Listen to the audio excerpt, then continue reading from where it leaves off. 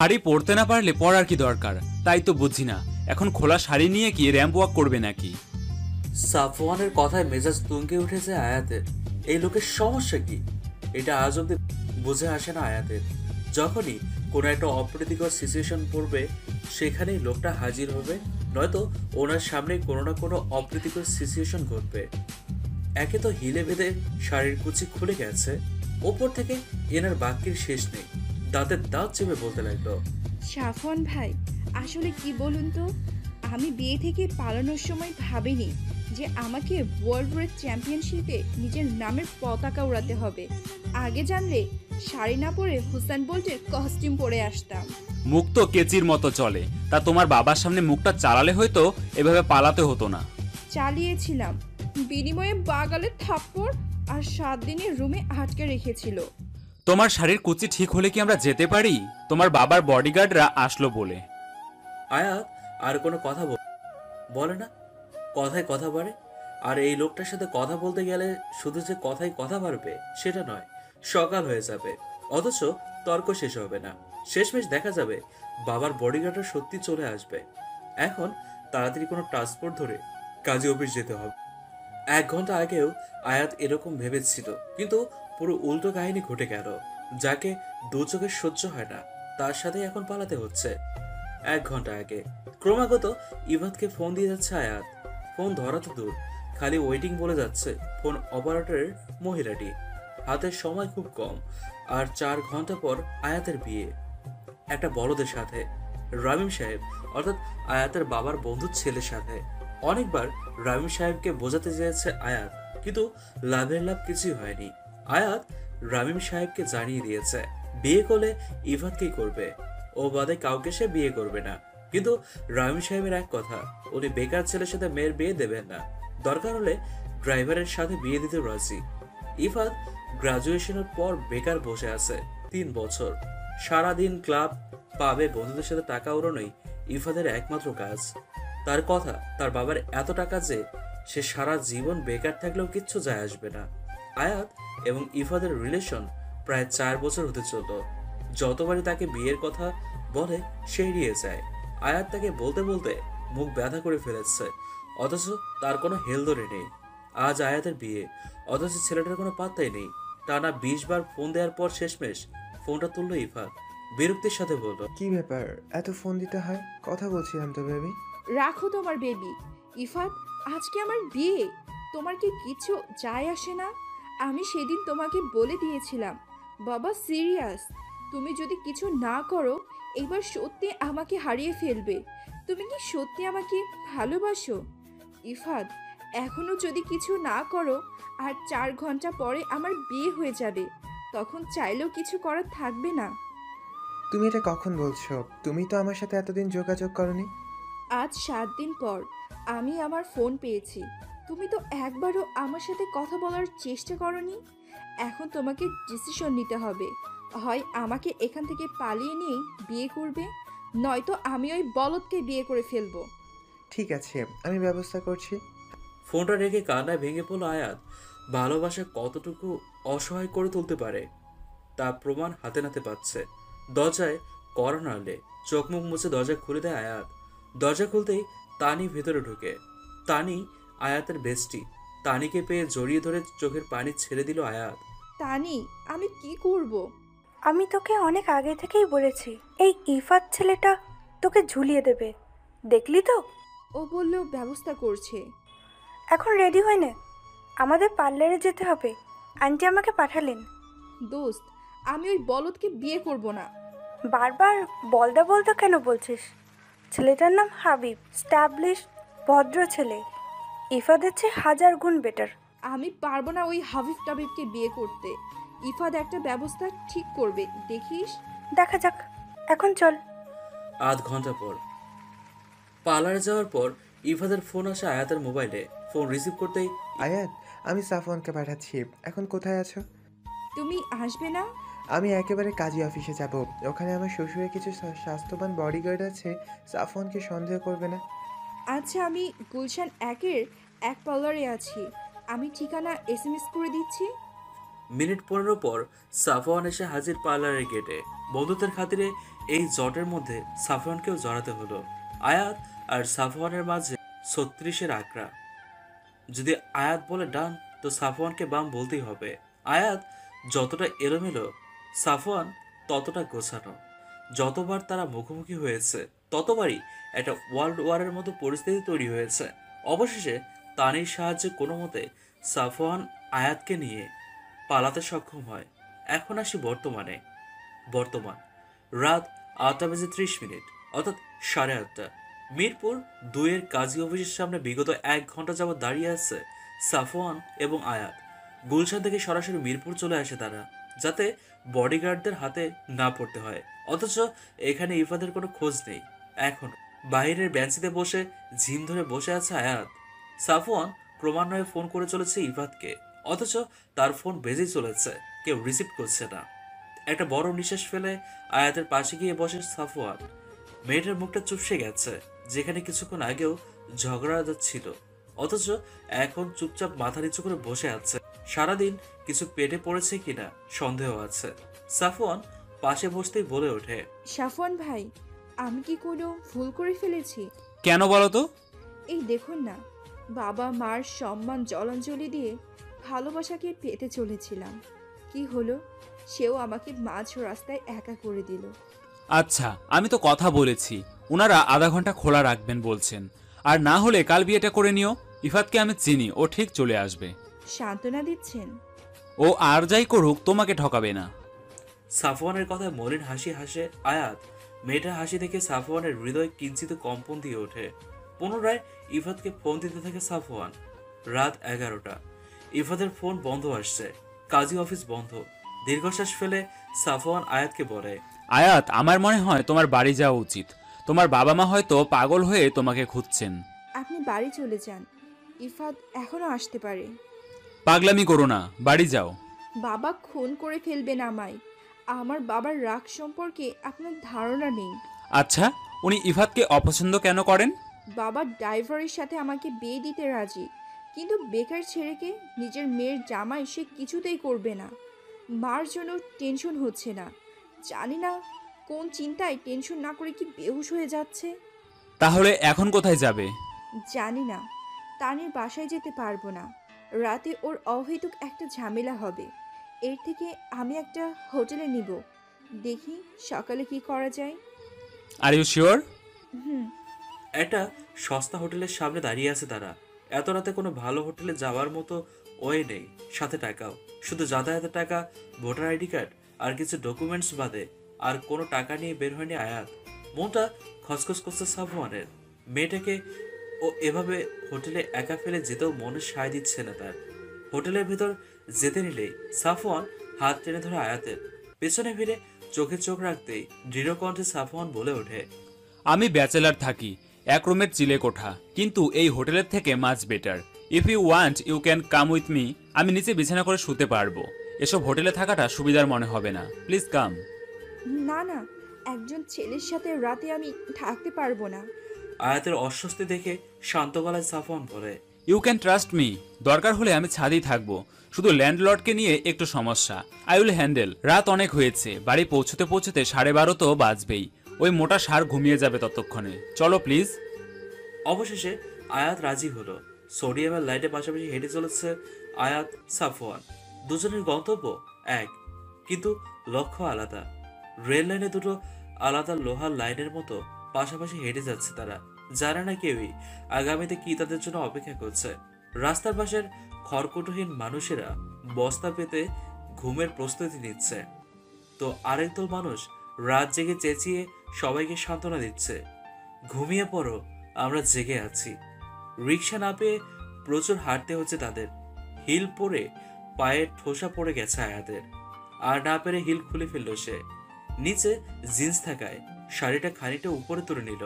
হঠাৎ পেছন থেকে দুজন টহল পুলিশের বাঁশির শব্দ এবং চিৎকারের ভয়ে জমে গেল তারা। না জানে কি বিপদ আসতে চলেছে। পুলিশদের একজন চেঁচিয়ে যাচ্ছে, এই এত রাতে কি আকাম করতেছিস? এই দাঁড়াও। ভয়ে সাফওয়ানের ডান হাত আঁকড়ে ধরে দাঁড়িয়ে পড়ল আয়াত। ধীর গলায় বলতে লাগলো, এখন কি হবে? সারা রাত থানায় কাটাবো নাকি? কিছু হবে না, তুমি চুপ থাকবে, তাহলেই হবে। পুলিশেরা তাদের কাছে এসে একজন সাফওয়ানের ঘাড় চেপে ধরল, আরেকজন রুক্ষ ফ্যান গলায় বলল, রাত বাজে 11:45। এই রাতে এমনি ঘুরতেছো কেন? নষ্টামির জায়গা পাও না? 2টা ডান্ডা খাইলে সব পিরিতি বাইর হইয়া যাইব। আপনারা আমার কথা বোঝার চেষ্টা করেন। আসলে হয়েছে কি, চুপ! আব্দুল্লাহ, এগোরে এখনই থানায় নিয়ে যা। থানার কথা শুনেই আয়াতের হাত পা ঠান্ডা হতে লাগলো, হরহর করে বলতে লাগলো, থানায় কেন? আমরা তো বাসার দিকে যাচ্ছি। ঘুরতে বেরিয়েছিলাম, রিক্সা না পাওয়ায় দেরি হয়ে গিয়েছে। ট্রাস্ট আস, আমরা কোনো নষ্টামি করতেছি না। ওই মাইয়া, তুমি রাত 11:45 বিয়ার শাড়ি পইরা ঘুরতে বার হইছ? না মানে, আচ্ছা ওসব ছাড়ুন, আগে বলুন আমাদের ছেড়ে দেওয়ার জন্য মালপানি কত নেবেন আপনারা? দেখছো শফিক, আমাদের ঘুষ দেয়, কত বড় সাহস!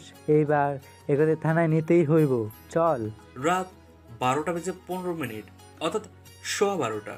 থানায় ইন্সপেক্টরের সামনে বসে আছে সাফওয়ান এবং আয়াত। একটু পর পর অগ্নিদৃষ্টি দিচ্ছে আয়াত সাফওয়ানকে। তখন ওয়াকিটকিতে কথা বলে ওদের থানায় নিয়ে আসে কনস্টেবল শফিক এবং আব্দুল। ইন্সপেক্টর মেহরাব হাতের তর্জনী দিয়ে টেবিলে ক্রমাগত টকটক করে শব্দ করে যাচ্ছেন, সাথে একবার আয়াতের দিকে আরেকবার সাফওয়ানের দিকে তাকাচ্ছেন। গলা ঝেড়ে এবার বলে উঠলেন, কেস কি? এত রাতে বাইরে কি করছিলেন আপনারা? স্যার, নষ্টামি করতেছিল, বললাম না, হাতে নাতে ধরছি, উপরে ঘুষ দেবার চাই। তোমাকে জিজ্ঞেস করেছি আব্দুল। না তো একটু ঠান্ডা থাকো। বলো মিস্টার। জি, সাফওয়ান ইসলাম। আসলে হয়েছে কি, আমরা পালিয়ে বিয়ে করতে চেয়েছিলাম, কিন্তু কাজী অফিস বন্ধ থাকায় বিয়ে করতে পারিনি। আয়াতের কথা শুনে হতবাক হয়ে আয়াতের দিকে তাকায় সাফওয়ান। এই মেয়ে তাকে একটা ঝামেলায় ফেলবে।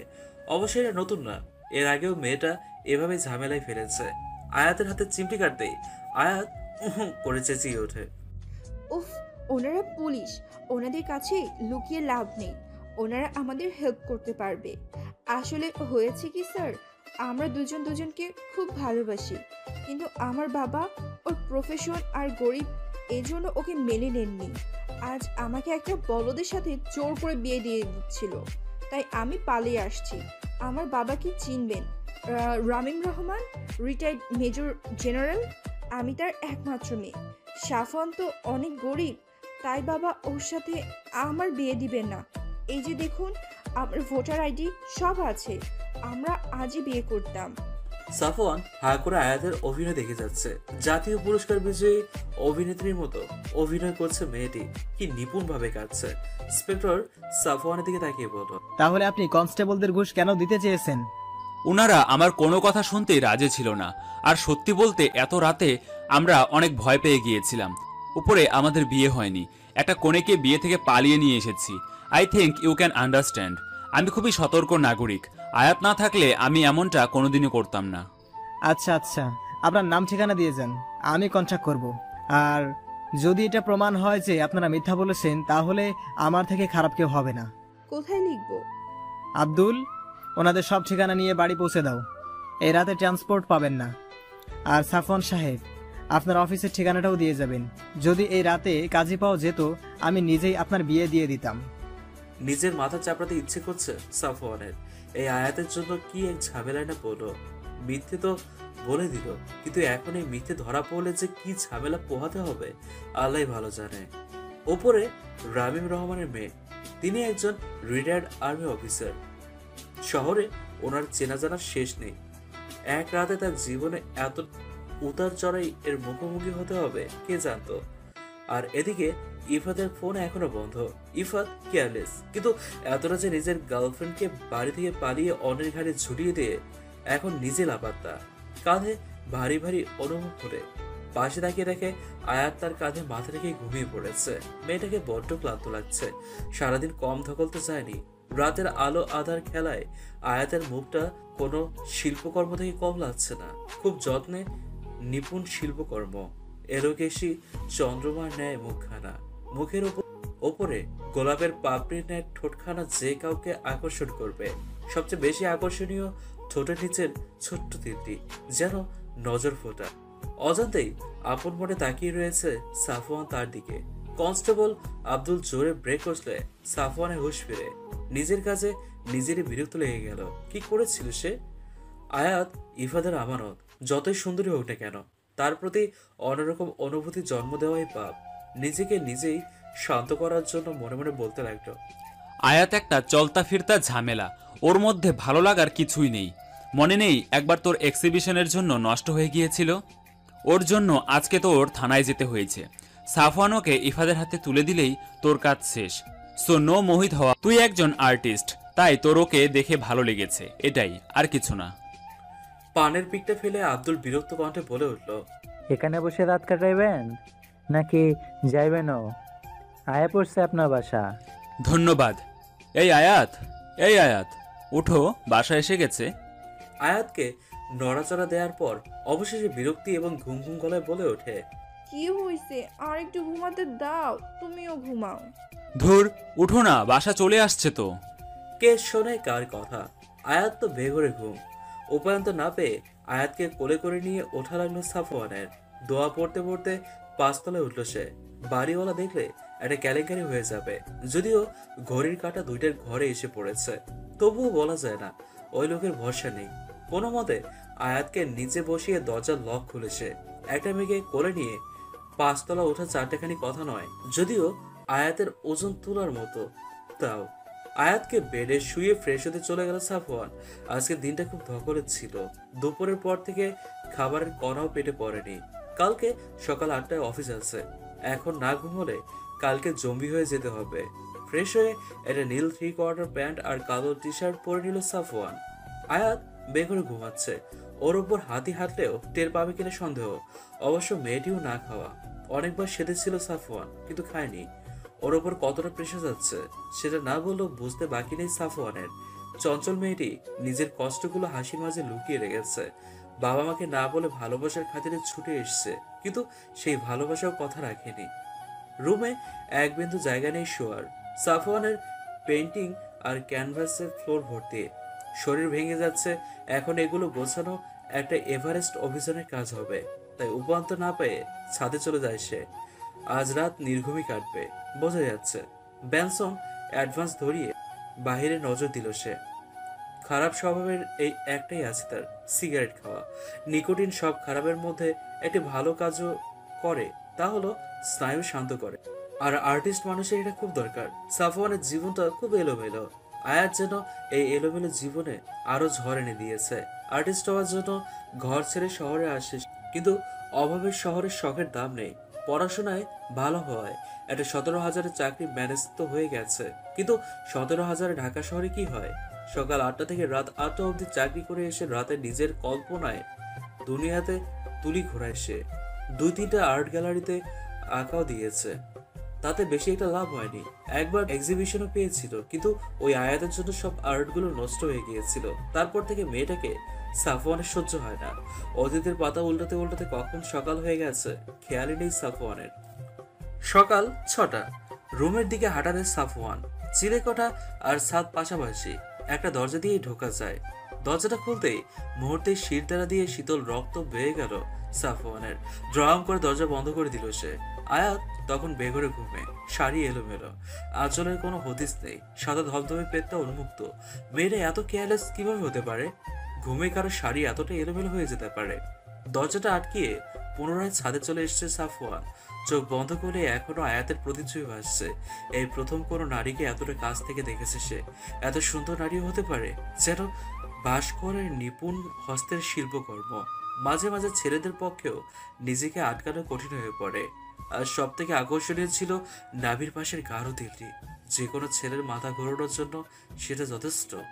ছাদের পানি নলটি ছেড়ে মাথা ঢুকিয়ে বেশ কিছুক্ষণ বসে রইল সাফওয়ান। একই সকাল। উপরে কালকে রাতে বেশ শিশির পড়েছিল, পানিটা বেশ ঠান্ডা। এখন এই ঠান্ডা পানির থেরাপি তাকে কুচিন্তা থেকে রক্ষা দিতে পারবে। বেশ কিছুক্ষণ পর ঘড়ির দিকে তাকিয়ে দেখলো 7টা বাজতে চলেছে। মাথা ভেজানোর কারণে অর্ধেক শরীর এমনিতেই ভিজে গেছে। এবার ভেতরে যেতেই হবে। এখন না বেরোলে অফিসে লেট হয়ে যাবে। মিনিট 20 জোরে জোরে করা নাড়লে আয়াতের সারা পায় সে। বেশ দৃঢ় কণ্ঠে আঁচলটা ঠিক করো, আমি ভেতরে আসছি। সকাল সকাল এমনিতেই ঝড় পেকে থাকে আয়াতের মাথায়। উপরে মনে হচ্ছে মাথায় কেউ হ্যামার দিয়ে বেশ কিছুক্ষণ তবলা বাজিয়েছে। আশেপাশে দৃশ্য দেখে হাবলার মতো বেশ কিছুক্ষণ বসেছিল সে। কাল রাতে পুলিশের গাড়িতেই ঘুমিয়ে পড়েছিল। তারপর কিছু মনে নেই তার। চোখটা চারদিকে ঘোরালে খেয়াল করে পুরনো এটি স্টোর রুমের মতো ঘরের চৌকির মতো বেডে বসে আছে সে। রুমের দেয়ালের রং খসে গেছে। লাস্ট হয়তো 3 বছর একবারও রং করা হয়নি। তার মানে এটা সাফওয়ানের চিলেকোঠার রুমটা। এবার ধীরে ধীরে বাস্তবে ফিরে আয়াত বুঝতে পারে রাতে সাফওয়ান এখানে তাকে নিয়ে এসেছিল। রুমটা খুব ছোট।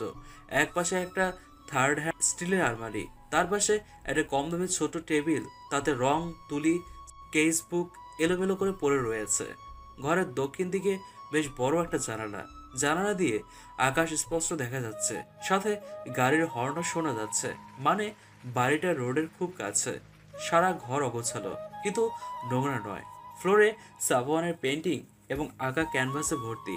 জানালার ঠিক পাশে একটা ঘুরে ধরা আলনা আছে, তাতে সাফওয়ানের নোংরা কাপড় রাখা। ঘরটা পর্যবেক্ষণ শেষ হলে শুনতে পায় সাফওয়ান কড়া নেড়েই যাচ্ছে। সাফওয়ান যখন কথাটা বলে তখন নিজের দিকে তাকিয়ে নিজেই লজ্জা পেয়ে যায় সে। রাতে অস্বস্তির জন্য কখন আঁচল খুলে ফেলেছিল খেয়ালই নেই তার। কোনো মতে শাড়িটি দিয়ে নিজেকে পেঁচিয়ে সাফওয়ানকে ভেতরে আসতে বলে সে। সাফওয়ান একবার আয়াতের দিকে না তাকিয়ে আলমারির কাছে চলে যায়। শার্ট প্যান্ট বের করে ওয়াশরুমে ছুট লাগানোর সময় পেছন থেকে আয়াত ডাকলে বাধ্য হয়ে আয়াতের দিকে তাকায় সে। আমাকে আপনার একটা টি শার্ট দিবেন? আমার কাছে পরার মতো কোনো জামা নেই শাড়ি বাদে। আলমারি খোলাই আছে। বলেই ওয়াশরুমে ঢুকে ধ্রাম করে দরজা লাগিয়ে দিল সাফওয়ান। এলোমেলো চুল, ঘুম ঘুম চাহনি আর লাল হয়ে থাকা গাল দেখে কয়েকবার হার্টবিট মিস হয়েছে সাফওয়ানের। এই মেয়েকে খুব দ্রুত ইফাতের হাতে তুলে দিতে হবে, নয়তো পাগল হয়ে যাবে সাফওয়ান, পাগল হয়ে। সকাল 11টা। আয়াত জানালার পাশে দাঁড়িয়ে আছে। মনটা তার ভালো নেই। তানির কাছে সকালে ফোন দিয়েছিল। তানির কাছ থেকে জানতে পারে রামিম সাহেব তাকে অনেক কথা শুনিয়েছেন। তিনি তানির সামনে বলে দিয়েছেন আয়াতকে সামনে পেলে এর শেষ দেখে নিব। আয়াতের মা শারমিন বেগমের শরীরটা নাকি ভালো নেই। মেয়ে নিখোঁজ দেখে প্রেশার লো হয়ে 2-3 বার অজ্ঞান হয়েছেন। ছুটে যেতে ইচ্ছে করছে মায়ের কাছে, কিন্তু নিজের কর্মফল যে নিজেকে ভোগ করতে হচ্ছে। ইফাদের আশায় ঘর ছেড়ে আসার সময় একবারও কল্পনা করেনি আজ ভালোবাসার শাস্তি এভাবে পেতে হবে তাকে। ইফাদের ফোন এখনো বন্ধ। ইফাদের কিছু বন্ধু বান্ধবের নম্বর সাফওয়ানের কাছ থেকে নিয়ে রেখেছিল। তারা কেউ জানে না ইফাদ কোথায়। আচ্ছা, ইফাদের কোনো বিপদ হয়নি তো? বাবা ওর কোনো ক্ষতি করে নাই তো? ধুর, আর ভাবতে পারছি না। একবার ইসরাতের সাথে কথা বলতে পারলে হয়তো জানতে পারতাম, কিন্তু ওর নাম্বারটাও বন্ধ। উফ, এই ভাই বোন নিজের ফোনটা কেন বন্ধ করে রেখেছে? আমি এখন কি করব? তানির বাসায় যেতে পারবো না। বাবা তানির বাসার সামনে পাহারা লাগিয়েছে। সাফওয়ান ভাইকে জ্বালানোর কোনো মানে হয় না, কিন্তু কোথায় যাব আমি? জানালার পাশে দাঁড়িয়ে নিজেকে নিজে প্রশ্ন করে যাচ্ছে আয়াত। সামনে যে ডেড যাওয়ার পথটুকু খুঁজে পাচ্ছে না। বুকের বাঁ পাশে চিনচিনে ব্যথা, চোখে নোনা জলের আবির্ভাব ঘটাচ্ছে বারংবার। সাফওয়ান মাঝে একবার ফোন দিয়ে খোঁজ নিয়েছে যে সে খেয়েছে কিনা। সে বন্ধু হিসেবে তার দায়িত্বের অধিক পালন করে যাচ্ছে, আর অসহায়ের মতো আয়াত তার সাহায্য নিয়ে যাচ্ছে। চোখ মুছে দৃঢ় পরিকল্পনা করলো সে। এবার কঠোর সিদ্ধান্ত নিতে হবে আয়াতের, খুবই কঠোর। সোজা ইফাদের বাড়ি যেয়ে উঠতে হবে। তাতে তার পরিবারের লোকেরা রাগ করলেও কিচ্ছু করার নেই। তারপর ইফাদকে মুখের উপর জিজ্ঞেস করবে সে কি তাকে বিয়ে করবে কিনা। এই পরিকল্পনা আজকের মধ্যেই বাস্তব, কিন্তু হাতে তো টাকা নেই। ইফাদের বাসায় যেতে হলো 600 থেকে 700 টাকা লাগবে সিএনজিতে। সেই টাকাটা হাতে নেই। সাফওয়ান আসলে তাকে পরিকল্পনার কথাটা জানাতে হবে। পাশের দোকান থেকে পরোটা ডাল দিয়ে গেছে সাফওয়ান। ডাল ঠান্ডা হয়ে গেছে আর পরোটা শক্ত, কিন্তু পেটের এটা দিয়ে শান্ত করতে হবে। যে মেয়ে সামান্য ঠান্ডা পানি আঙ্গুলে ছোঁয়াতে পারে না, আজ সে ঠান্ডা পানি দিয়ে গোসল করেছে। ব্রেড জ্যাম আর ব্ল্যাক কফি ব্যতীত যার নাস্তা হয় না, আজ তৈলাক্ত চুপচাপে পরোটা আর ঠান্ডা পানির মতো ডাল খেতে হচ্ছে। জীবন কত কিছু শেখায়। বিকেল 5টা। সারাদিন শুধু সাফওয়ানের পেন্টিং দেখে দিন কেটেছে আয়াতের। ইফাদের মেসেঞ্জার ভয়েস মেসেজ দিয়েছে বেশ কিছু, কিন্তু লাভ হয়নি। কেঁদে কেঁদে মাথা ধরে আসলে ছাদে রাখা সাফওয়ানের ছোট স্টবে প্রথম কফি বানানোর ট্রাই করেছে। ফলাফল হাতে 2-3টে ফোসকা পড়েছে, কিন্তু কফি সে বানানো শিখে গেছে। সাফওয়ানকে অনেকবার বলেছে তার পোর্ট্রেট ড্র করতে, কিন্তু লোকটা মুখের উপর বলে দিয়েছে তার চেহারায় ক্যানভাসে তোলার যোগ্য নয়। কফি হাতে জানালায় দাঁড়িয়ে আকাশ দেখতে যখন ব্যস্ত আয়াত, তখন ক্রমাগত দরজায় কড়া নাড়ে কেউ। দরজা খুলতেই হুড়মুড় করে একটি মেয়ে ঘরে ঢুকে পড়ে। মেয়েটির হাতে একটি পেঁয়াজুর বাটি। এভাবে ঘরে ঢুকে পড়ায় অবাকের সর্বোচ্চ পর্যায়ে চলে যায় আয়াত। মেয়েটি উচ্চতায় আয়াতের সমান, গোলগাল মুখ, চুল একপাশে বেনুনি করা, দেখে মনে হচ্ছে কলেজ পড়ুয়া। মেয়েটি আশেপাশে চোখ ঘুরিয়ে আয়াতের দিকে নজর দেয়, চোখে একরাশ কৌতূহল আর অপছন্দের আভা নিয়ে মাথা থেকে পা অব্দি চোখ বুলায় সে। আয়াত তখন সাফওয়ানের একটা টি শার্টের ট্রাউজার পরেছিল। টি শার্টটা বেশ বড়, গলাটা বেশ নেমে যাচ্ছে, কিন্তু উপায় নেই। বিয়ের শাড়ি আর জিন্স বাদে পরিধানের কোনো কাপড় তার নেই। কর্কশ কণ্ঠে প্রশ্ন ছুড়ে মেয়েটি আয়াতকে, কে তুমি? সাফওয়ান ভাইয়ার জামা পরে আছো কেন? আমি আমি কি হলো বলো? তোমাকে বলবো কেন? আগে তুমি বলো, তুমি কে? আমি মায়া, এই বাড়ি আমার বাবার। তুমি কে বলো, নয়তো বাবাকে বলে দিব। আমি সাফওয়ানের স্ত্রী। এই মুহূর্তে মাথা একেবারে ফাঁকা হয়ে যায় আয়াতের। জুম করে মনে যা এসছে তাই বলে দেয় সে। মেয়েটি প্রথমে হতবাক হয়ে তাকিয়ে থাকে, পরে কান্না কান্না মুখ নিয়ে দৌড়ে চলে যায় রুম থেকে। ঘটনার আকস্মিকতায় কিছুই মাথায় ঢুকছে না আয়াতের। মেয়েটি ঝড়ের গতিতে এলো, আবার টর্নেডোর গতিতে চলে গেল। হচ্ছে নাকি? রাত ৮টা। আজ বাড়ি ফিরতে দেরি হয়ে গেছে সাফওয়ানের। না জানি আয়াত একা একা কি করছে। সকালের পর থেকে কথাই হয়নি। প্রথমে ভেবেছিল দরজা বাইরে থেকে আটকে যাবে, পরে ভাবলো অজান্তে বিপদ আসলে আয়াত বের হতে পারবে না, আর মোটা সার ওপরে আসবে না রাতের আগে। সে জানে সাফওয়ানের অফিস, কিন্তু মায়াকে নিয়ে একটু চিন্তা থেকেই যায়। মেয়েটি ধুমধাম চলে আসে। রাস্তায় আসার পর পথে কিছু কম দামি 3 পিস লেডিস গেঞ্জি আর রাতের খাবার কিনে বাড়ির দিকে রওনা দেয় সাফওয়ান। বাড়িতে এসে সিঁড়িঘর থেকেই খুব সরগোল শোনা যাচ্ছে। ভালো করে খেয়াল করলে বুঝতে পারে শব্দগুলো তার রুম থেকে আসছে। দ্রুত 5 তলায় এসে দেখে দরজা হা করে খোলা। ভেতরে যেন মাথার উপর বাস ভেঙে পড়ে সাফওয়ানের। ঘরের ভেতরে ঢুকতেই দেখে বিল্ডিং এর সব মহিলা সিনিয়র সিটিজেন সেখানে উপস্থিত। মোটা সার অর্থাৎ বাড়িওয়ালা আবুল কালাম আজাদ সাহেব এবং আর দুজন পুরুষ বেড়ে বসা। আয়াত তাদের সামনে দাঁড়ানো, গম্ভীর মুখে আজাদ সাহেব কাপে চুমুক দিচ্ছেন। আলমারির পাশে মায়া মুখ নিচু করে দাঁড়িয়ে। যেখানে বাঘের ভয় সেখানেই সন্ধ্যা হয়। এখন সাফওয়ানের মাথায় রীতিমতো ঘুরপাক খাচ্ছে একটাই চিন্তা, এত রাতে বাড়ি ছাড়া হলে কোথায় যাবে। ভিড় ঠেলে আয়াতের কাছে যেতেই এক মহিলা কর্কশ কণ্ঠে বলে, ভেবেছিলাম তুমি একটা ভালো ছেলে, তোমার দ্বারা এমন কিছু আমরা কিছুতেই আশা করিনি সাফওয়ান। সাফওয়ান একটা ঢোকিলে, কি হয়েছে আন্টি?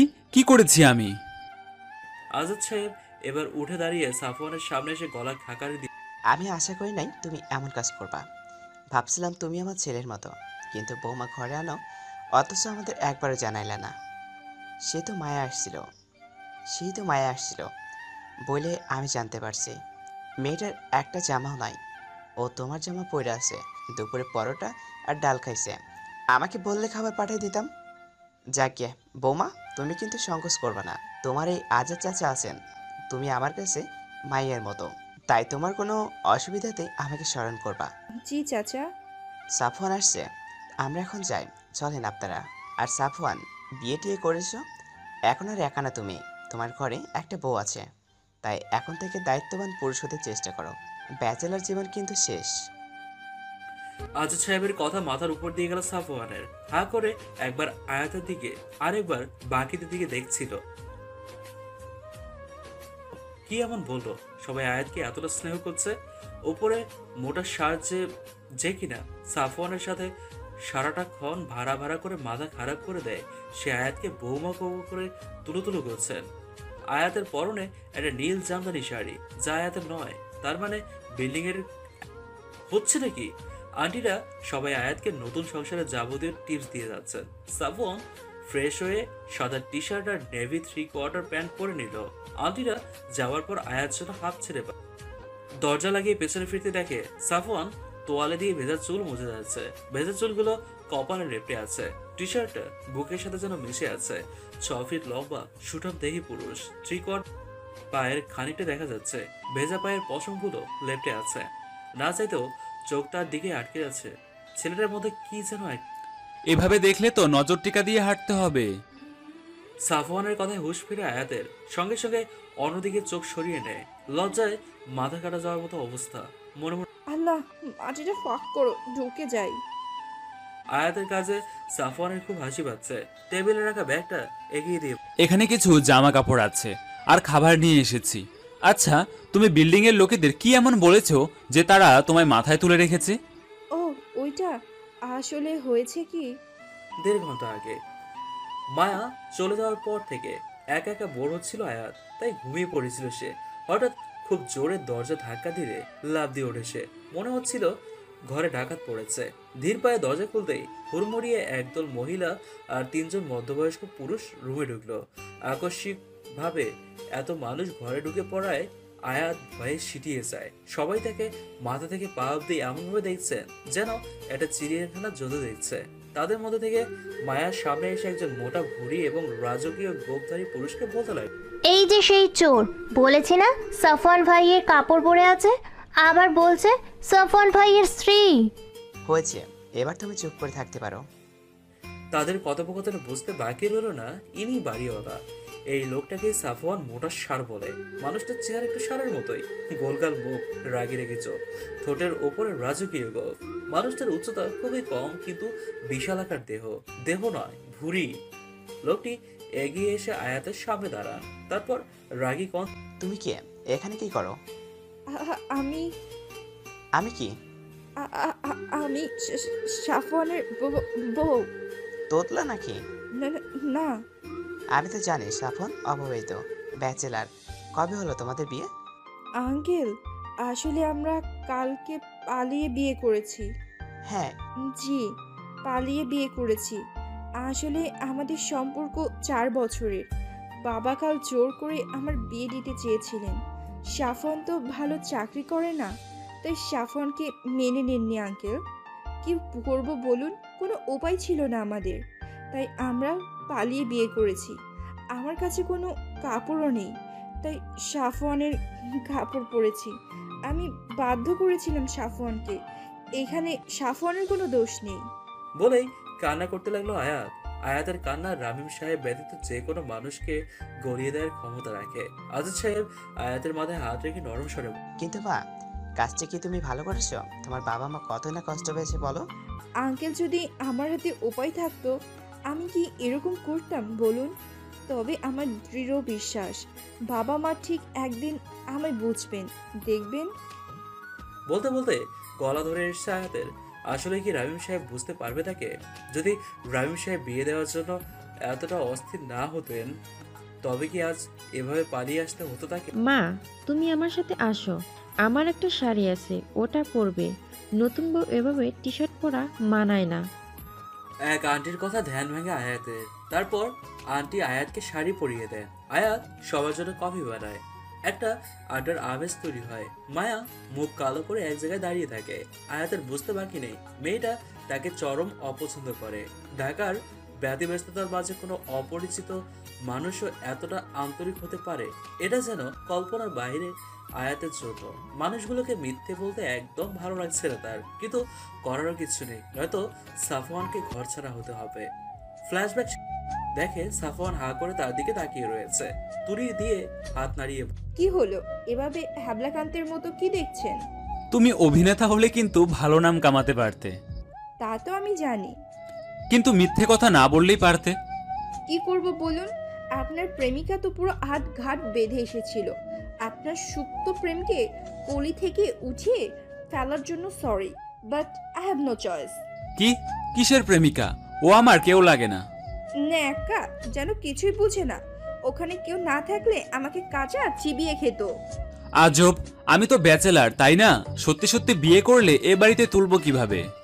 বিয়ে করে বউকে নিয়ে এই চিলি কোঠায় উঠবেন নাকি?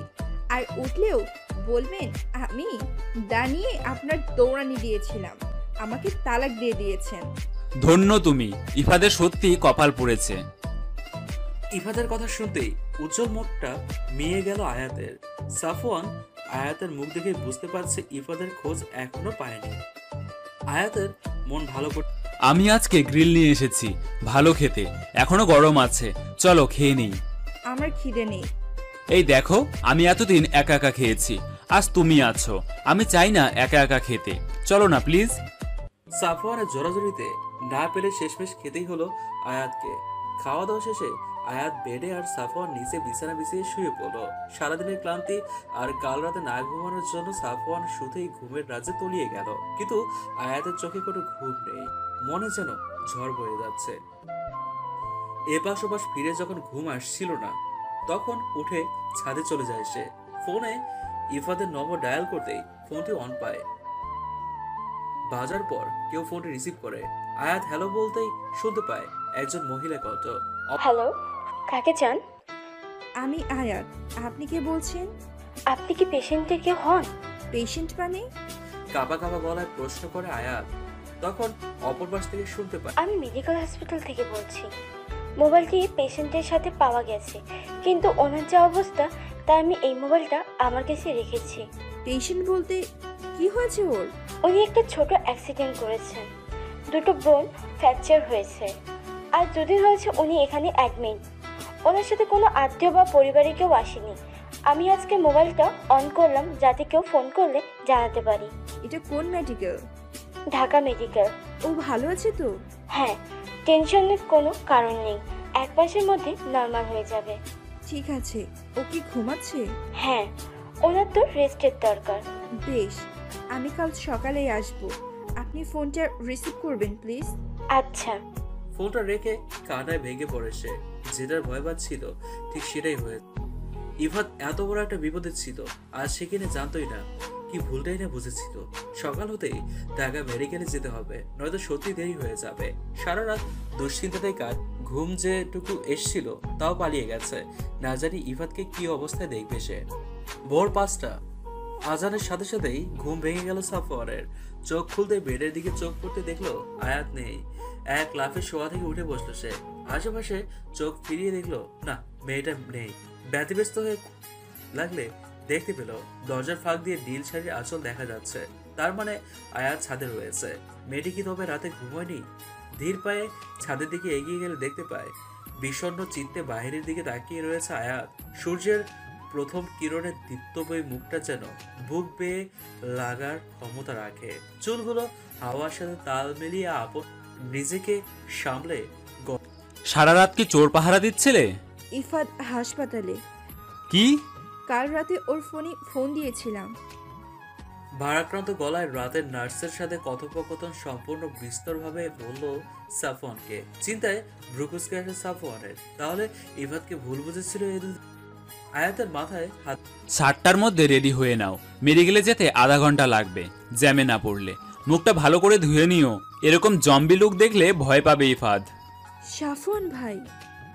আয়াত চেঁচিয়ে এলোপাথারি মারতে লাগলো সাফওয়ান। সকাল 8টা, জেনারেল ওয়ার্ডের সামনে দাঁড়িয়ে আছে আয়াত এবং সাফওয়ান। নার্স এই রুমের পথ দেখিয়ে চলে গেছেন। বেড নম্বর 13 এর সামনে দাঁড়িয়ে আছে তারা। ইফাত তখন কাঁথা মুড়ি দিয়ে শুয়ে আছে, পিঠের দিক থেকে মুখ দেখা যাচ্ছে না। চোখে পারে নিয়ে আস্তে করে পাশে বসে ইফাদের কথা না সরিয়ে। তুমি এতটা কেয়ারলেস কেন? তোমার কিছু হলে আমার কি হতো? কখনো কি আমার কথা ভাববে না? আমাদের তো সেদিন বিয়ের কথা ছিল, জানো?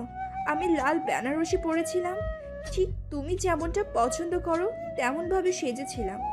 অথচ দেখো কি হয়ে গেল। কথা বলবে না আমার সাথে? ওগো। আয়াতের কথাগুলো শুনে অজান্তেই বুকের বাঁ পাশে তীক্ষ্ণ ব্যথা অনুভূত হতে লাগলো সাফওয়ানের। এমন তো হওয়ার কথা ছিল না। তাহলে তাহলে কেন এমনটা হচ্ছে? দ্বিধাদ্বন্দ্বে জর্জরিত সাফওয়ান ওয়ার্ড থেকে বেরিয়ে গেল। দম বন্ধ লাগছিল এই মুহূর্তে তার। অপরদিকে কথাবার্তা শেষে আয়াতের আকুতি বিরতিতে পাশে শোয়া লোকটি ঘুম ভেঙে যায়। কাঁথাটা সরিয়ে বলে ওঠে, ওগো, কবে বিয়ে করবে আমায়? কাঁথা সরানোর পর রীতিমতো শক খায় আয়াত। চিকন ছিপছিপে বডির একটি লোক সেখানে ছুঁয়ে আছে, মুখ ভর্তি দাড়ি, চোখের নিচে কাটা ঘা যেন তার কুকামের সাক্ষী। কে আপনি? আমি সৈকত। ইফাত কোথায় তাহলে? আমি কি জানি। এক মিনিট। নার্স, নার্স, কোথায় আপনি? নার্স দৌড়ে এলে জিজ্ঞেস করে, কি হয়েছে? এটা আমার ইফাত না। ইফাত কোথায়? মানে? মানে যার ফোন দিয়ে আপনার সাথে আমার কথা হয় উনি কোথায়? উনি তিনি, ওনার কাছে আমি ফোনটা পেয়েছি। Are you sure? হ্যাঁ। এবার তেরে এসে শওকতের কলার চেপে ধরে জিজ্ঞেস করে, এই ফোন আপনার কাছে কিভাবে এলো বলেন, নয়তো পুলিশে দিব। ওয়ার্ডের ভিতরে সরকল সাফওয়ান দৌড়ে ভেতরে যায়। সেখানে যে দেখতে পায় আয়াত রীতিমতো একটা রোগা পটকা লোককে গলা ধরে ঝাঁকাচ্ছে। তাড়াতাড়ি আয়াতকে সেখান থেকে সরিয়ে আনে সাফওয়ান, নয়তো দেখা যেত লোকটা ওখানেই অক্কা পেতে হতো। সকাল 9:30, অর্থাৎ 9:30। একটা নাস্তার দোকানে মুখোমুখি বসে নাস্তা করছে আয়াত এবং সাফওয়ান। কারো মুখে কোনো কথা নেই। সাফওয়ান আপন মনে পরোটা ডাল খেয়ে যাচ্ছে, আর আয়াত শুধু পরোটা নাড়াচাড়া করছে। শওকত মোবাইলটা সিএসডি করে ইফাদের মিরপুর থেকে উত্তরে যাওয়ার পথে পকেট থেকে চামের জমি চুরি করে নেয়। অনেক আকুতি করে ইফাদের সাথে একই সিএসডিতে উঠেছিল সে। ইফাদ নেমে যাওয়ার পর ভেবেছিল চোরাই বাজারে বিক্রি করলে ভালো দাম পাবে, কিন্তু সেটা হওয়ার আগে রাস্তা পার হতে গিয়ে বাইকের নিচে চাপা পড়ে হাড় ভেঙে গিয়ে মেডিকেলে ভর্তি হয়। কাহিনী শোনার পর থেকে মুখটা শুকিয়ে আছে আয়াতের। তার মানে ইফাত তার বাসার দিকেই যাচ্ছিল। কিন্তু প্রশ্ন হলো, ইফাত মিরপুরে এসেও কেন আবার তার বাসার দিকে রওনা দিয়েছিল? এই দুদিন সে একবারও খোঁজে নেয়নি আয়াতের। সাফওয়ান বেশ কিছুক্ষণ ধরে আয়াতের মুখের দিকে তাকিয়ে আছে। শুকনো ফ্যাকাশে মুখটা দেখতে একদম ভালো লাগছে না তার। হুট করে একজনকে ফোন করে, ভাই শরীরটা আজকে ভালো নেই, আজ অফিসে আসতে পারবো না, খুব জ্বর, একা মানুষ, দেখাশোনারও কেউ নেই না। আচ্ছা আচ্ছা রাখি। ফোনটা রেখেই আয়াতকে বল, বাসে চড়তে পারো? কেন? অবাক হয়ে আয়াত প্রশ্ন করলে উত্তরে সাফওয়ান বলে, উৎসাহিত হয়ে বলল, উত্তরা যাব, হাতে 200 টাকা আছে। এসি বাসে যেতাম, কিন্তু আবার ফেরত বাসায় যেতে হবে তো, তাই বলছি। যাবে খাটারা বাসে? চলুন, আমার কোনো সমস্যা নেই। যেই ভাবা সেই কাজ।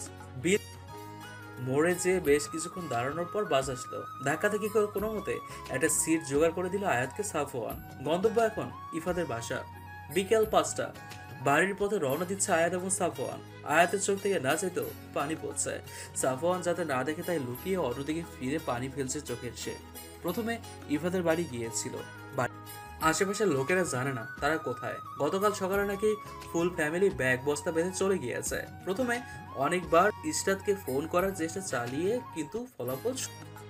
তারপর সাফওয়ান তাকে বলে বাড়ি ফিরে যেতে। খুব সাহস করে শারমিন বেগম কে ফোন লাগায় সে, কিন্তু ভাগ্য এতটাই খারাপ, ফোনটা রামিম। হ্যালো, কে বলছেন? বাবা, আমি আয়াত। আপনি ভুল নাম্বারে ফোন করেছেন, আমি আয়াত নামের কাউকে চিনি না। প্লিজ বাবা, কথাটা শোনো প্লিজ। হ্যালো হ্যালো বাবা, হ্যালো। রামিম সাহেব ঠাস করে ফোনটা কেটে দেন। এখন আর কোনো উপায়ন্তর না পেয়ে পুনরায় রওনা দিতে সাফওয়ানের চিলেকোঠার ঘরের দিকে। সিঁড়ি বেয়ে উঠতেই সাফওয়ানের পাটা আটকে যায়। নিজের ঘরে দরজার সামনে আজাদ সাহেবের সাথে একজন মহিলা আর একজন পুরুষকে দেখে মাথা যেন ফাঁকা হয়ে যায়। সাফওয়ানকে থেমে যেতে দেখে আয়াত অবাক হয়। আজাদ সাহেব তাদেরকে সিঁড়িতে দেখে বলে ওঠে, ওই যে সাফওয়ান আর বোমা চলে এসেছে। সামনে দাঁড়িয়ে থাকা নারী তখন এগিয়ে এসে সাফওয়ানের সামনে দাঁড়ায়। ঠাস করে সাফওয়ানের গালে থাপ্পড় লাগিয়ে দেয় এবং বলে, এত বড় হয়ে গেছো যে বাড়িতে না জানিয়ে বিয়ে অবধি করে ফেলেছো। বাহ, এটা তোমার থেকে আশা করিনি সাফওয়ান। ইচ্ছে করছে। সোহাগ থামো, কি করছো? ওর ওয়াইফ পাশে, আমরা ভেতরে যেয়ে কথা বলি, চলো। পুরুষটি মহিলাটাকে কোনো মতো শান্ত করে থামালো। অবস্থা বেগতি দেখে আজাদ সাহেবও দাঁড়ালেন না। সাফওয়ান এটা আপু, কথা বলার মতো কোনো পরিস্থিতি রাখছো? তাই তো বলি, 1 সপ্তাহ হয়ে গেছে, বাসায় পা রাখো না কেন তুমি? প্লিজ দুলা ভাই, বোঝান না। সোহাগ ভেতরে চলো, আমরা ভেতরে যেয়ে কথা বলি, প্লিজ। সিন ক্রিয়েট করো না। সন্ধ্যা 6টা। মুখোমুখি বসে রয়েছে আয়াত এবং সোহাগ। সাফওয়ানের মুখে সব শুনে ভ্রু কুঁচকে তাকালো আয়াতের দিকে। আয়াত মাথা নিচু করে বসে রয়েছে। একটা বড় এই মেয়েটাকে নিজের বাড়ি কোন আক্কেলে রাখলি তুই? প্রবলেম হয়েছে আমাকে বলতে পারতি, আমার বাসায় থাকতো। এমন প্রাপ্তবয়স্ক ছেলে মেয়ে বিনা বিয়েতে এক রুমে থাকাটা কি খুব ভালো দেখায়? আপা, পরিস্থিতি এমন ছিল যে তোমাকে জানানোর সময় পাইনি। এখন রাত 1:30টায় তোমার বাড়িতে ওকে নিয়ে কিভাবে যেতাম বলো? উপর থেকে প্রতিদিন নতুন ঝামেলা। কিন্তু তুমি তো অবুঝ নও সাফওয়ান। একটা মেয়ে তোমার বাড়িতে আছে, ওকে তো ওর বাড়ি ফিরতে হবে। তখন লোকে নানা কথা বলবে, তখন সেটা হ্যান্ডেল কিভাবে করবে? আর ইফাদের খোঁজও তো জানো না। সোহাগ শান্ত হও। রবিন একটা কথাও বলবা না। ওকে প্রশ্রয় দিতে দিতে এই অবস্থা করেছো তোমরা। তুমি আর মার প্রশ্রয়ে ও আজকে ঘর ছেড়েছে। সোহাগ সাফওয়ানের থেকে 4 বছর বড়। সে ছোটখাটো গোলগাল মানুষটি সব দিক থেকে ঠিক থাকলেও মাথাটা খানিকটা গরম। হাতের তুলির সাথে সাথে মাথাটা। রবিনের সাথে বিয়েটা হয়েছিল আজ থেকে 6 বছর আগে।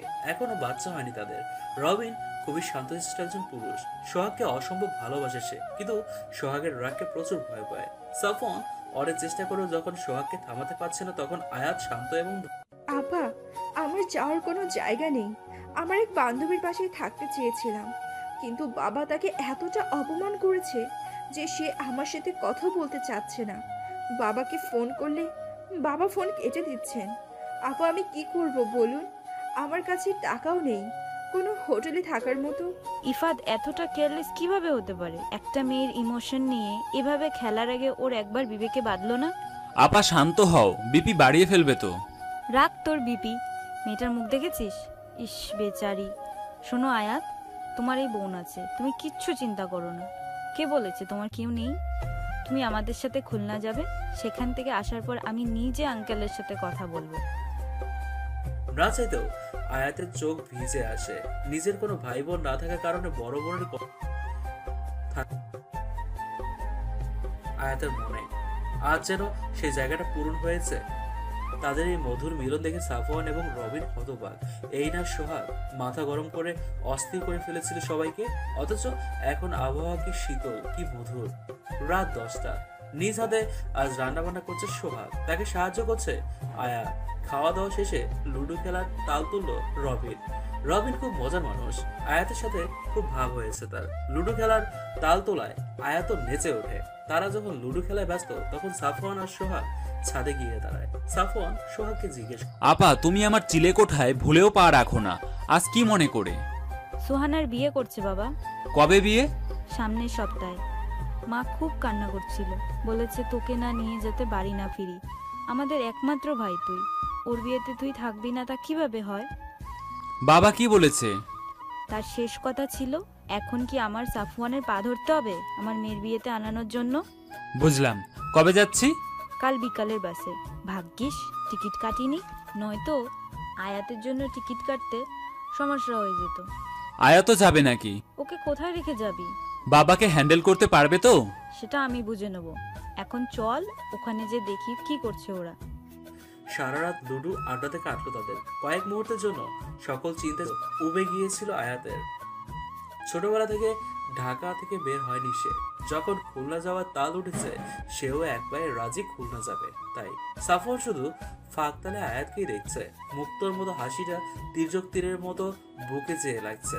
সাফওয়ানের মুক্ত চাহনি, সোহাগের চোখ। পরদিন বিকাল 5:30 অর্থাৎ 5:30।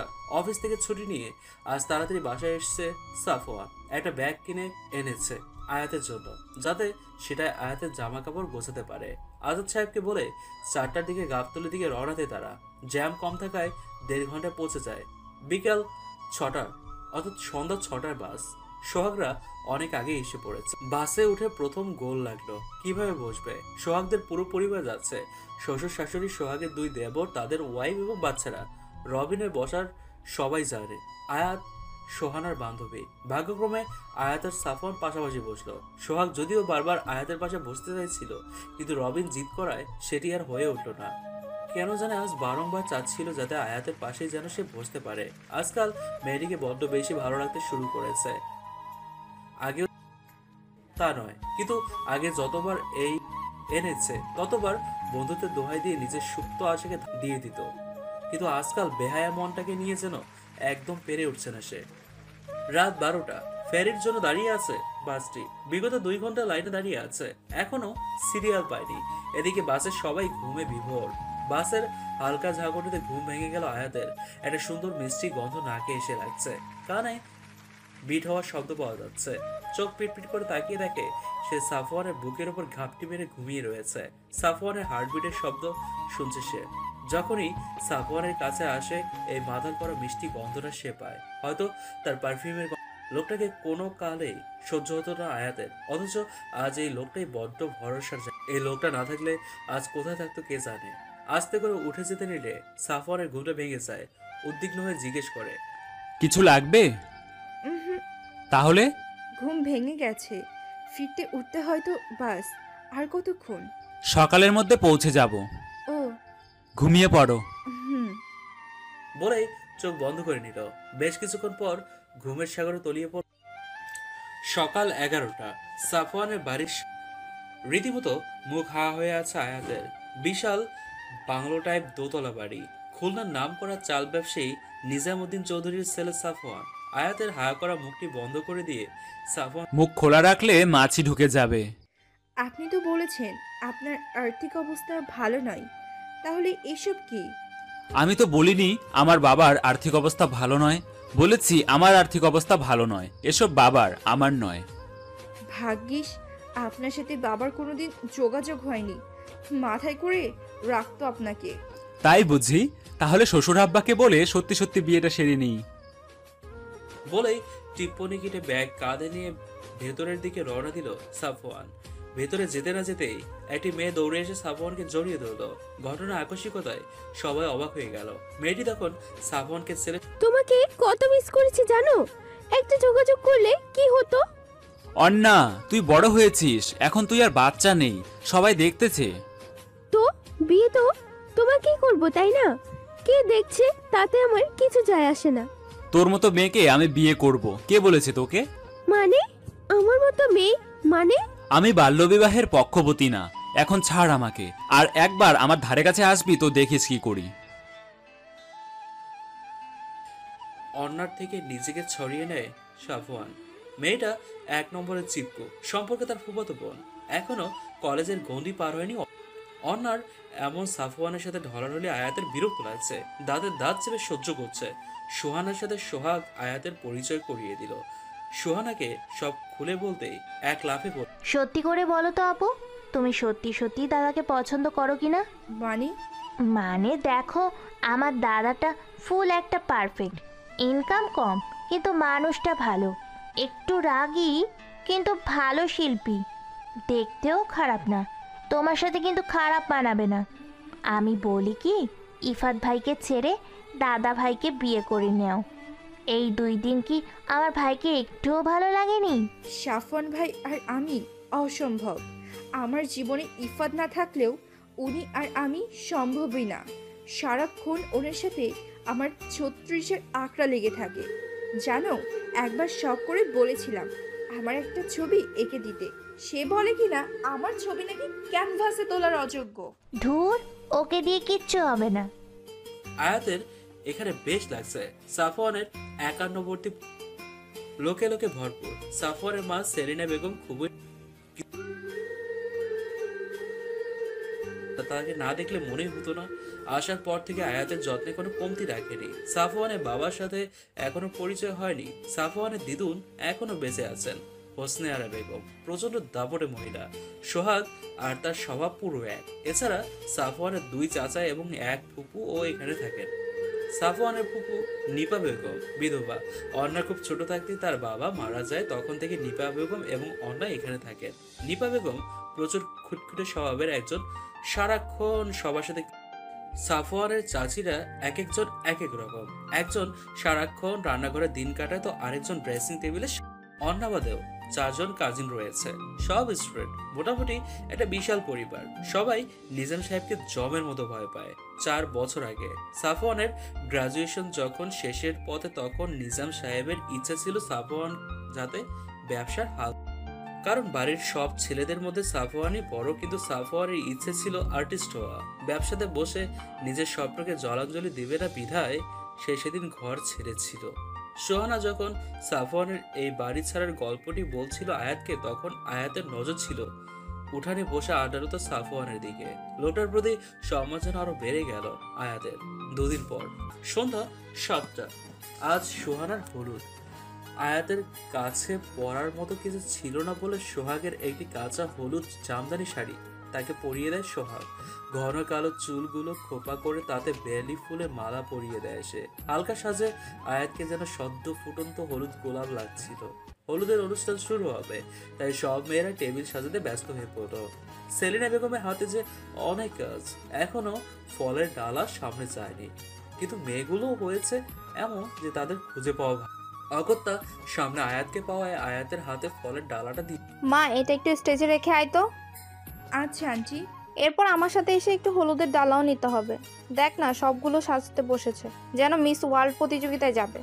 তোকে মাশাআল্লাহ কি সুন্দর লাগছে না সেজেও। তুই আমাকে একটু সাহায্য কর মা, আর বেশি সময়ও নেই। আচ্ছা আন্টি, তুমি টেনশন করো না। বলেই ফলের ডালা হাতে নিয়ে নিল আয়াত। বলে তো দিয়েছে ডালা নিয়ে যাবে, কিন্তু এত ভারী ডালা তার একার পক্ষে নেওয়া অসম্ভব। খুব কষ্টে স্টেজ অব্দি নিতে নিতেই যখন ডালা পড়া পড়া ভাব, অমনি কেউ একজন এসে ডালাটি ধরে নেয়। সেই পরিচিত মিষ্টি গন্ধ। মানুষটি আর কেউ নয়, সাফওয়ান।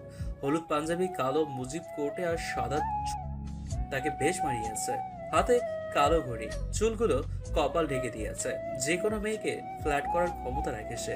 আয়াতের হাত থেকে ডালা নিয়ে নিজেই রেখে দেয় স্টেজের টেবিলে। পর মুহূর্তে যা পারো না শুধু শুধু ভাব নিয়ে সেটা করার কি আছে? আমি তো তাও কাজ করার চেষ্টা করছি। আপনার হবু বউ অন্যার মতো আটা ময়দা সুজি ঘষাঘষি তো করছি না। এই মুখে মুখে তর্ক করবা না। কোথায় হেল্প করছি ধন্যবাদ দিবে তা নয়। বেশ করেছি। কিসের হেল্প বলুন? সারাক্ষণ ঠ্যাস দিয়ে কথা বললে সেটাকে হেল্প বলে না, আর যাই বলুন। তুমি আজ তো একটা ঝগড়ুটে।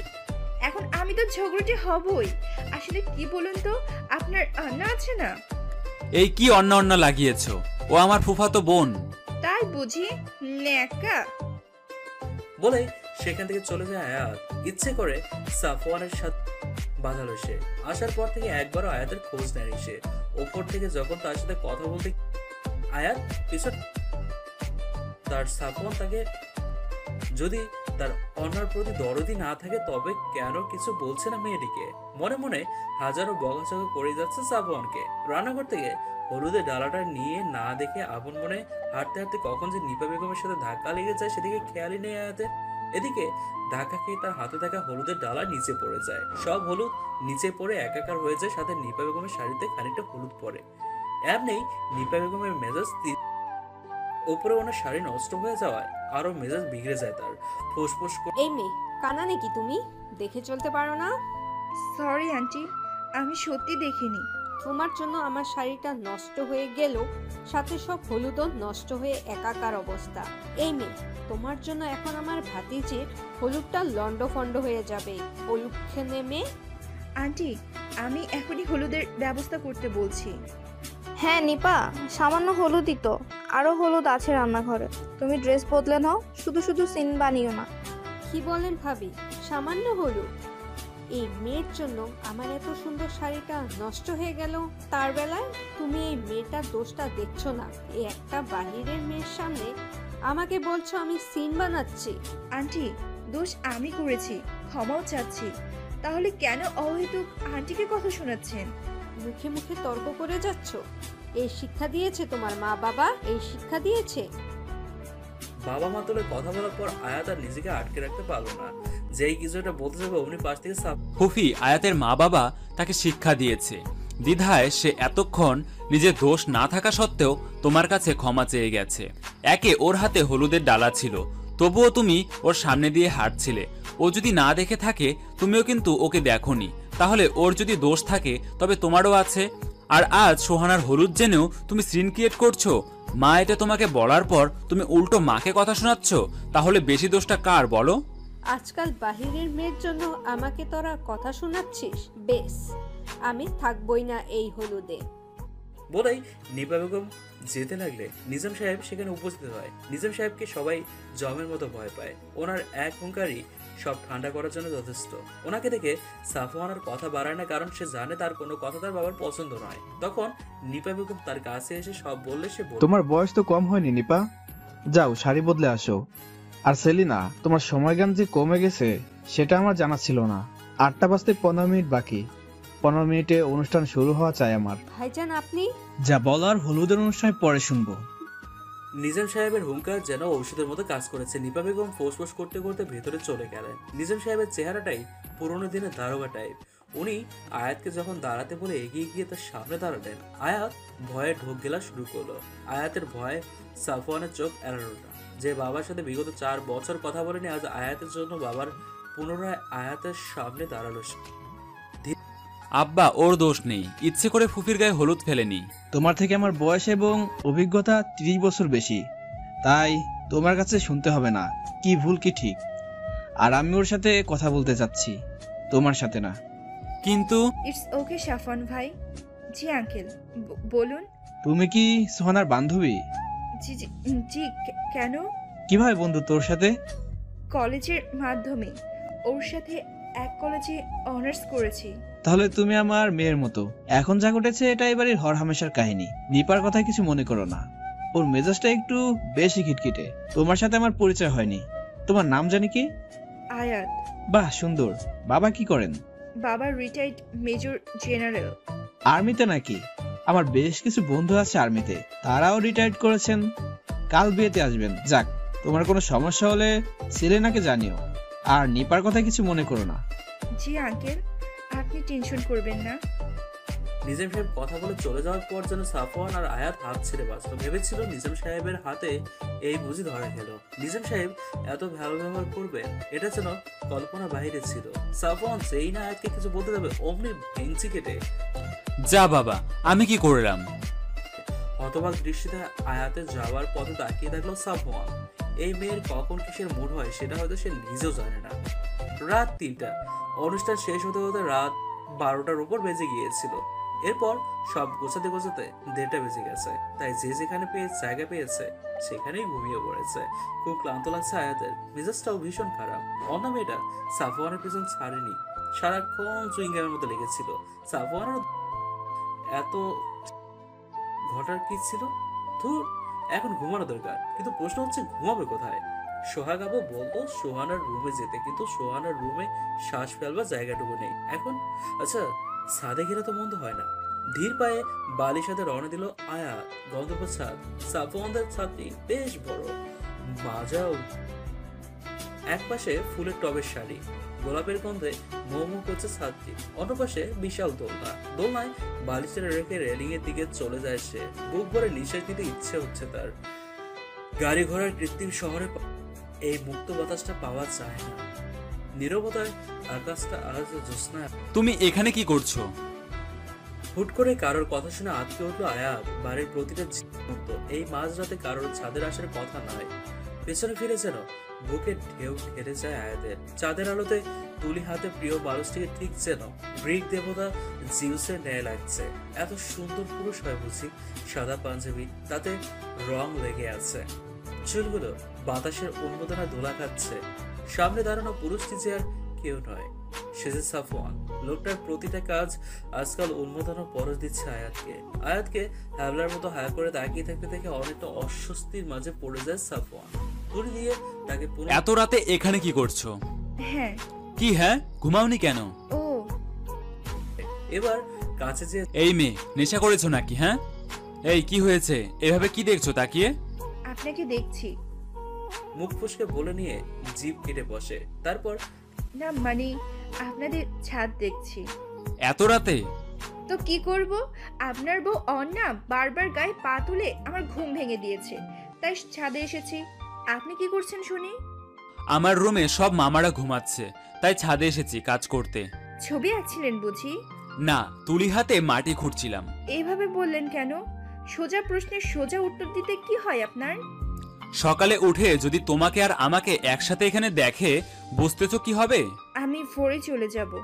আহারে, কি ভরে ওঠা মানুষ আমার। তাহলে আপনি চলে যাবেন? কি বুদ্ধি। I know. আচ্ছা, কি আঁকছিলেন? দেখানো যাবে না, সিক্রেট। সাফওয়ান ভাই, দেখান না। উফ, জেদ করো না, এখনো কমপ্লিট হয়নি। কমপ্লিট হলে তোমাকে প্রথমে দেখাবো। সত্যি তো? প্রমিস? প্রমিস বলে আয়াতকে কোনো মতে সামাল দিল সাফওয়ান। আয়াতও আর জিদ না করে যে দোলনায় গিয়ে বসলো। পেন্টিং ঢালা হাত ধুয়ে আয়াতের পাশে গিয়ে বসে। সাফওয়ান ভাই, ভালোবাসায় বিশ্বাস ভাঙাটা খুব কষ্ট, দুঃসহনীয়। আচ্ছা, আপনি কোনোদিন কাউকে ভালোবাসেননি? উদাস চিত্তে শান্ত গলার হঠাৎ আজ এই প্রশ্ন? এমনি শুনেছি কষ্ট না পেলে শিল্পী হওয়া যায় না। কথাটার যথার্থতা পরীক্ষার বৃথার চেষ্টা বলতে পারেন।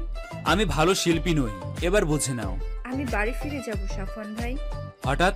ইফাত কথা রাখেনি, তাই বলে দেউলিয়া হয়ে ঘোরার মানে হয় না। বাবা মারবেন, বকবেন, মেনেও নিবেন। বাবা হয়তো এখন রেগে আছেন, হয়তো থাকবেন, কিন্তু দোষ তো আমারই, তাই না? আমি যদি নিজের দোষ মেনে ক্ষমা চেয়ে নিই, আমার মনে হয় উনি আমাকে ক্ষমা করে দিবেন। যাক, ঘটে বুদ্ধিশুদ্ধির উদর হয়েছে। বেশ, আর তো 3 দিন, এরপর তোমাকে বাসায় দিয়ে আসবো তাহলে। Thank you. আপনার কাছে সারা জীবন কৃতজ্ঞ থাকব। এই 6 দিন আমার জীবনের শ্রেষ্ঠ 6 দিন। এই 6টা দিন না থাকলে আপনাকে হয়তো সারা জীবন অসহ্যকর করেই রাখতাম। তাই বুঝি? আমাকে এত অসহ্য লাগতো তোমার? তাই নয় কি? আপনি বললেন এই 4 বছর আপনার সাথে আমার পরিচয় একবার ভালো ব্যবহার করেছেন। অন্যের সাথে এর চেয়ে মিষ্টি করে কথা বললেন আপনি। হিংসে হচ্ছে বুঝি? বয়ে গেছে। খুনসুটিতে কখন যে সকাল হয়ে গেছে টের পায়নি তারা। ভোরের প্রথম কিরণে মুগ্ধ নয়নে আয়াতের দিকে তাকিয়ে এত স্নিগ্ধ মেয়েটাকে সারা জীবন নিজের কাছে রেখে দিতে ইচ্ছে করছে। আয়াত উঠে নিচের দিকে পিছু রেখে সাফওয়ান শান্ত স্বরে, তুমি কি এখনো ইফাদের জন্য অপেক্ষায় আছো? জানি না, আজকাল তার আনাগোনা আমার হৃদয় বন্ধ হয়ে গেছে। তাকে নিয়ে কোনো স্বপ্ন বুনে না ভাবনায়। হয়তো অপেক্ষার প্রহর আর গুনতে চায় না বেহায়াটা মন।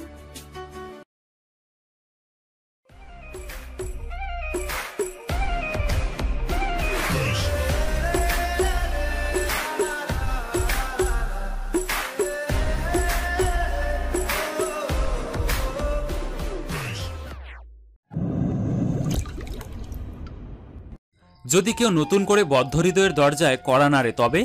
এবার আর অন্ধ হয়ে দরজা খুলবো না। কাঠ খড় পোড়াতে হবে কিন্তু। তাহলে কড়া নাড়ার সুযোগ দিচ্ছ?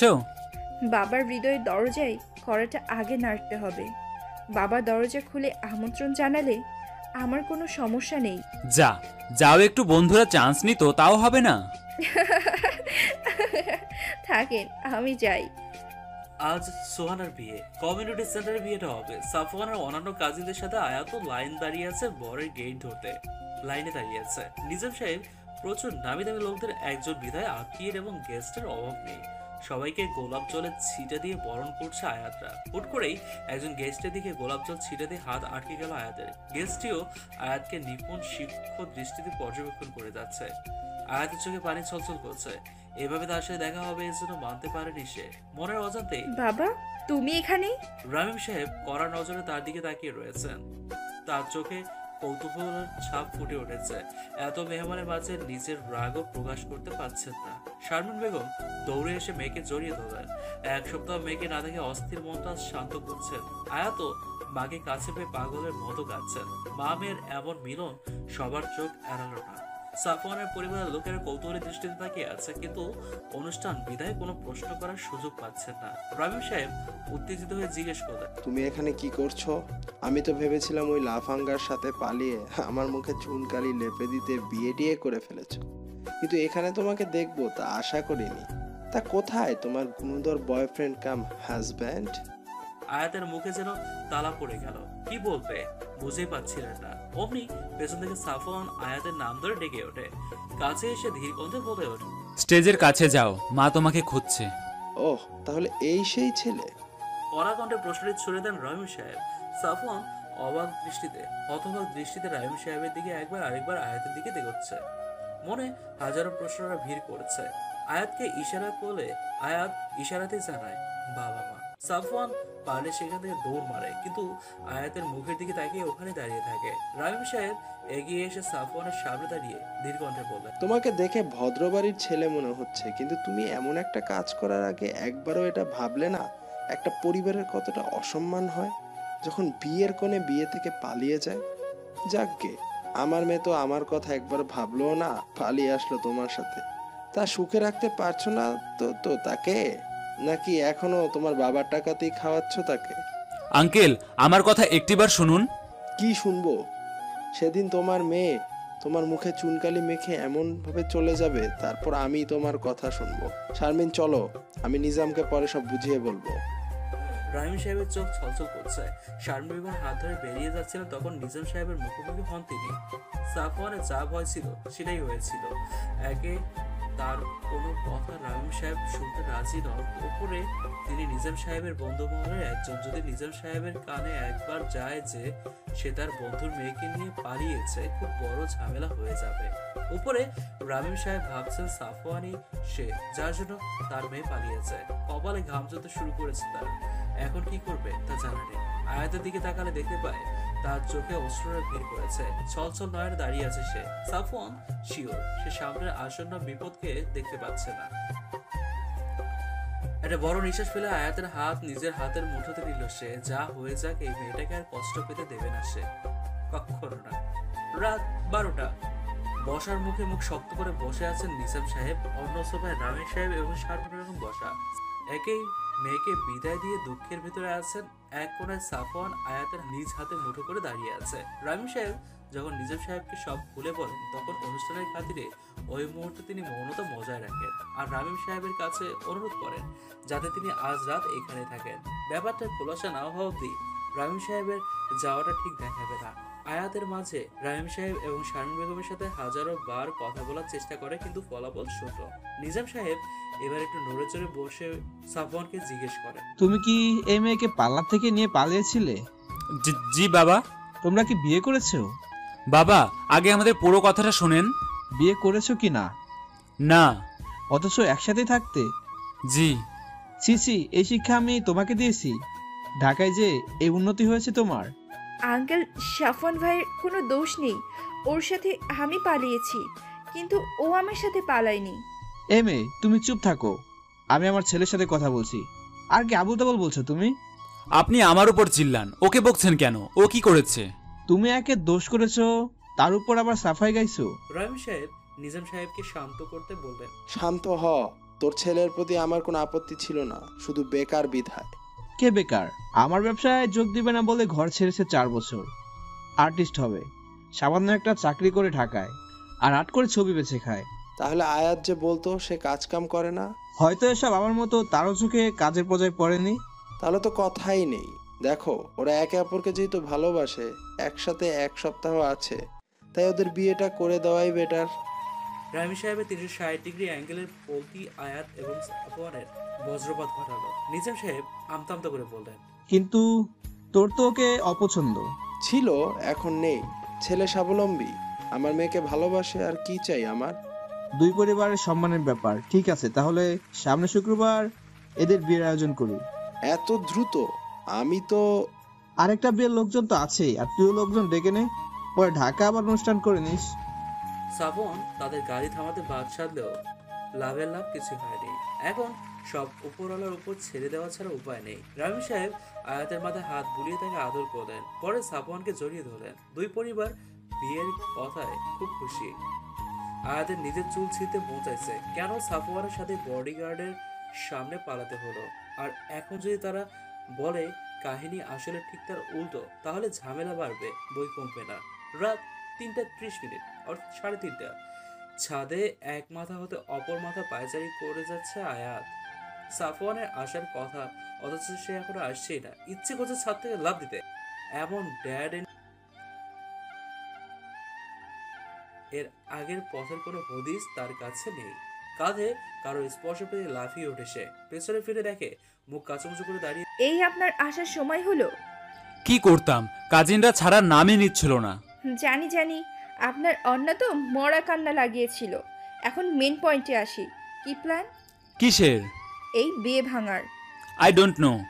মানে আপনি না জানলে কে জানবে? কি দরকার ছিল ওই সময় বাবার সামনে আসার? এটা মোটেও আমার দোষ না। আমি তো না হয় বাবাকে কি বলবো বুঝছিলাম না, কিন্তু তুমি কেন তোমার বাবাকে বোঝালে না? আপনার কি দরকার ছিল ঢাকায় যে স্বাবলম্বী হবার? ও, এখন দোষ আমার? Okay fine. যা একটু ভেবেছিলাম বিয়েটা কেচিয়ে দেওয়ার চেষ্টা করব, এখন মনে হচ্ছে অযথা। না যাবেন না। সরি, এবার বলুন প্লিজ। প্ল্যান আপাতত একটাই, যে আমাদের বিয়ে করতে হবে। কি? তারপর 6 মাস পর আমরা ডিভোর্স অ্যাপিল করব। দেখো, বিয়ে আমাদের এমনিও করতেই হবে, তাই অহেতুক কষ্ট না করে ট্রায়াল ম্যারেজ করে নেই। আর দেখো, এই উপায়ে আমাদের পরিবারের মানুষগুলো খুশি। কতদিন পর তোমার বাবা মা তোমাকে কাছে টেনে নিয়েছে বলো? পরে ডিভোর্সে ফ্যামিলির রাজি না হলে? আরে 6 মাস বহুত সময়, কিছু একটা প্ল্যান করে নিব। নো টেনশন, বিয়েতে চিল করো। এইটাই এখন সবচেয়ে বড় টেনশন। আমার ফুফু পারলে আমাকে চিবিয়ে খায়, আর অন্না ও তো বিয়ের দিন না বিষ খাইয়ে দেয়। উফ। আয়াত, সত্যি সত্যি বিয়েটা করলে কি খুব খারাপ হবে? মানে? সাফওয়ান তখন আয়াতের কাছে এসে ওর মুখটা হাত দিয়ে আলতো করে ধরে, তারপর ধীর গলায় বলে ওঠে, দেখো, তোমায় কোনো আঁচ লাগতে দিব না জীবনে। সুখে রাখার সব রকম চেষ্টা আমি করব, একবার বিশ্বাসটা তো করে দেখো। আয়াত হাঁ করে সাফওয়ানের মুখের দিকে তাকিয়ে আছে। লোকটা সত্যিই বলছে? কি হচ্ছে এসব? ঠিক তখনই পেছন থেকে হাসির আওয়াজ শুনতে পায় সাফওয়ান। তাড়াতাড়ি আয়াতকে ছেড়ে একটু দূরে সরে আসে। আয়াতও খানিকটা অস্বস্তির মাঝে পড়ে যায়। পেছন থেকে সাফওয়ানের কাজিনরা ফাজলামি স্বরে বলতে থাকে, ভাই 1 সপ্তাহ ওয়েট করো, বুঝতেছি তোর সইতেছে না, কিন্তু ঘরে সিনিয়র সিটিজেনের অভাব নাই। আমাদের বদলে তারা দেখলে আরেকটা দক্ষ যন্ত্র বাধাই দিবে। তোদের হয়ে গেলে জানা, আয়াতের সাথে আমার কথা আছে। কাজিনদের ভেতরে প্রণয় নামের ছেলেটি তখন বুকে হাত দিয়ে মজার ছলে বলতে থাকে, আহারে আমাদের সেলিম আনারকলি, এই জালিম দুনিয়া তাদের ভালোবাসার পথে বাধা হয়ে গেছে, এজন্য বলেই প্রেমের নাম বেদনা। থাপ্পড় না খাইতে চাইলে ভাগ এখান থেকে, আমি 10 অবধি গুনবো। থাক, আপনি রুমে যান, কালকে আবার সোহানের বৌভাত। এখন না ঘুমালে পরে কালকে কষ্ট হবে। আমি রুমে যাচ্ছি। ঠিক আছে। সাফওয়ানের সাথে কথা বলে আয়াত নিচে নেমে যায়। রুমে শ্বাস ফেলানোর মতো জায়গা নেই, কিন্তু কিছু করার নেই, এখানে ঘুমিতে হবে আয়াতে। সারা রাত এপাশ ওপাশ করেই কাটালো সে। ঘুমের ছিটা বিন্দু আসলো না দু চোখের পাতায়। মাথায় একটা প্রশ্নে ঘুরপাক খাচ্ছে, তখন সাফওয়ানের কথাটা সে কি সিরিয়াসলি বলেছে, নাকি কাজিনদের চলে আসতে কথা ঘোরানোর জন্য বলেছে? উফ, আর ভাবতে পারছে না সে। বিয়েটা হয়তো সত্যি করতে হবে 3 দিন পর। বিকেল 4টা। হলুদের শপিং এ সাফওয়ানের পল্টনের সাথে আয়াত এবং শারমিন বেগমও বেরিয়েছেন। শুধু অন্না এবং নিপা বেগম আসেনি। নিপা বেগম আয়াতকে কিছুতেই পছন্দ। অন্না সে তার এত বছরের ক্রাশ কাম লাভের বিয়ে হয়ে যাওয়ার দুঃখে বাদ। এই 3 দিন এক মুহূর্তের জন্য সাফওয়ান এবং আয়াত একে অপরের সাথে কথা বলতে পারেনি, যেটুকু পেরেছে শুধু ফোনে। তাও সাফওয়ানের ফোন তার কাজিনদের হেফাজতে ছিল। আয়াতের মাথায় জ্বর লেগে আছে। ইচ্ছে হচ্ছে সাফওয়ানের মাথা ফাটিয়ে দিতে, কেন তার মোবাইল কাজিনদের কাছে রাখতে হবে? ঘর তো নয়, মনে হচ্ছে জেলার সব লোকে হাজির হয়ে দোকানে সকলের শাড়ি সিলেকশনে যখন ব্যস্ত, তখন আয়াত এক কোণে বসে তার ভবিষ্যৎ নিয়ে চিন্তা করতে ব্যস্ত। কেন যেন সবকিছু এলোমেলো লাগছে তার কাছে। সাফওয়ানকে যে তার জীবনসঙ্গী হিসেবে অপছন্দ এমন কিছু না। এই শপিং, হলুদ, কাবিন, এই ব্যাপারগুলো মন তো ঠিকছে না, কিন্তু মনটা বড্ড অশান্ত হয়ে আছে। এমন তো হওয়ার কথা ছিল না। ঘটনাগুলো খুব দ্রুত ঘটছে। সাফওয়ানের প্রতি এলোমেলো অনুভূতির অস্তিত্বগুলো তাকে বারবার শিহরিত করে তুলছে। এই অস্তিত্বগুলোর নাম তার অজানা। একে এই অজানা অনুভূতিগুলো তাকে গ্রাস করছে। তার উপর থেকে ভয় হচ্ছে যদি পুনরায় বিশ্বাসের বদলে অবিশ্বাস এসে ধরা দেয়, তখন নিজেকে সামলানো খুব কষ্টদায়ক হয়ে পড়বে। কাঁধে কারো স্পর্শ পেলে মাথা তুলে তাকায় সে। সাফওয়ান তার সামনে কৌতূহলী দৃষ্টি নিয়ে দাঁড়িয়ে রয়েছে। আয়াতের ছলছল নয়ন সাফওয়ানের বুকে চিনচিনে ব্যথার সৃষ্টি করছে। কেন এই মেয়ের কান্না সাফওয়ানের মাঝে অসহায়তার অনুভূতি জাগায়। কিছুতেই নিজেকে ঠিক রাখতে পারে না। তখন কিছু বলতে যাবে তার আগেই সেলিনা বেগম আয়াতকে ডেকে ওঠে। শাড়ির সিলেকশনের জন্য তার মতামত দরকার। বেশ কিছু শাড়ি একের পর এক তার ওপর ট্রায়াল করিয়ে শেষমেশ একটা হলুদ কাঁচা শাড়ি সিলেক্ট করা হলো অনুদের জন্য। এবার বিয়ের শাড়ির পালা। ভারী ভারী কাতান, বেনারসি একত্র করা হয়েছে। আয়াতের ধৈর্য ভাঙতে লেগেছে। এমনই ভারী কিছু ভালো লাগে না। ওপর থেকে এখানে আড়ত লাগিয়েছে জমকালো শাড়ি।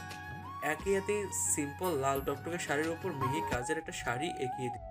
শাড়িটি দেখে সেলিনা বেগমের প্রথমে বাক্য, এটা তো অনেক সিম্পল রে সাফু, তোর এটা ভালো লেগেছে? আমার বউ তো সিম্পলের মধ্যেই গর্জিয়াস। আর ওর ওজন দেখেছো? তুলোর সাইজের একরত্তি মেয়ে এই ভারী শাড়ির নিচে ভেটকে পড়ে থাকবে। আমার তখন বউ শাড়িতে খোঁজা লাগবে। এটাই ঠিক আছে। আয়াত, এইটা পরে আসো তো। মনে মনে বেশ শান্তি লাগছে আয়াতের। শাড়িটা আয়াতেরও বেশ ভালো লেগেছিল, কিন্তু মুরব্বীদের সামনে হবু বউ পক পক করবে, ঠিক মানাবে না। আয়াত যখন শাড়িটি পরে সামনে আসে, মুখ যেন হা হয়েছে সবার। উজ্জ্বল লাল রঙে মেয়েটিকে অপসরাচ্ছে, কম লাগছে না। গায়ের রঙের সাথে রংটি মিশে আছে। এত সুন্দর শাড়িও যে কাউকে এতটা সুন্দরী করে পারে, তা আয়াতকে না দেখলে বোঝার উপায় ছিল না। সাফওয়ানের চোখ আয়াতের মধ্যে আটকে গেছে। শাড়িটাতে আয়াতকে মানাবে এটা তার কল্পনায় ছিল, কিন্তু এতটা অপরূপ এটা কল্পনার বাইরে ছিল। যেন ফুটন্ত লাল গোলাপ তার সামনে দাঁড়ানো। সবার মিটিমিটি হাসি আর খোঁজার জন্য তাড়াতাড়ি চোখ সরিয়ে নিল সে। এখনো হার্টবিট বেড়েই রয়েছে তার। সাফওয়ানের চোখের আয়াতের প্রতি অনুভূতিগুলো একজন মানুষের শুকনো চোখ এড়ালো না। রাত 10টা। খাবারের পরে ছাদের কোণে দাঁড়িয়ে আছে সাফওয়ান। পরিস্থিতির শিকার হয়ে বিয়ে তো করছে, কিন্তু ইফাত নামক বাধাটা এখনো রয়ে গেছে। ইফাদের কোনো যোগাযোগের উপায় পাচ্ছে না। বন্ধুদের জানিয়ে দিয়েছে যাতে ইফাদের খোঁজ পেলে তাকে জানানো হয়।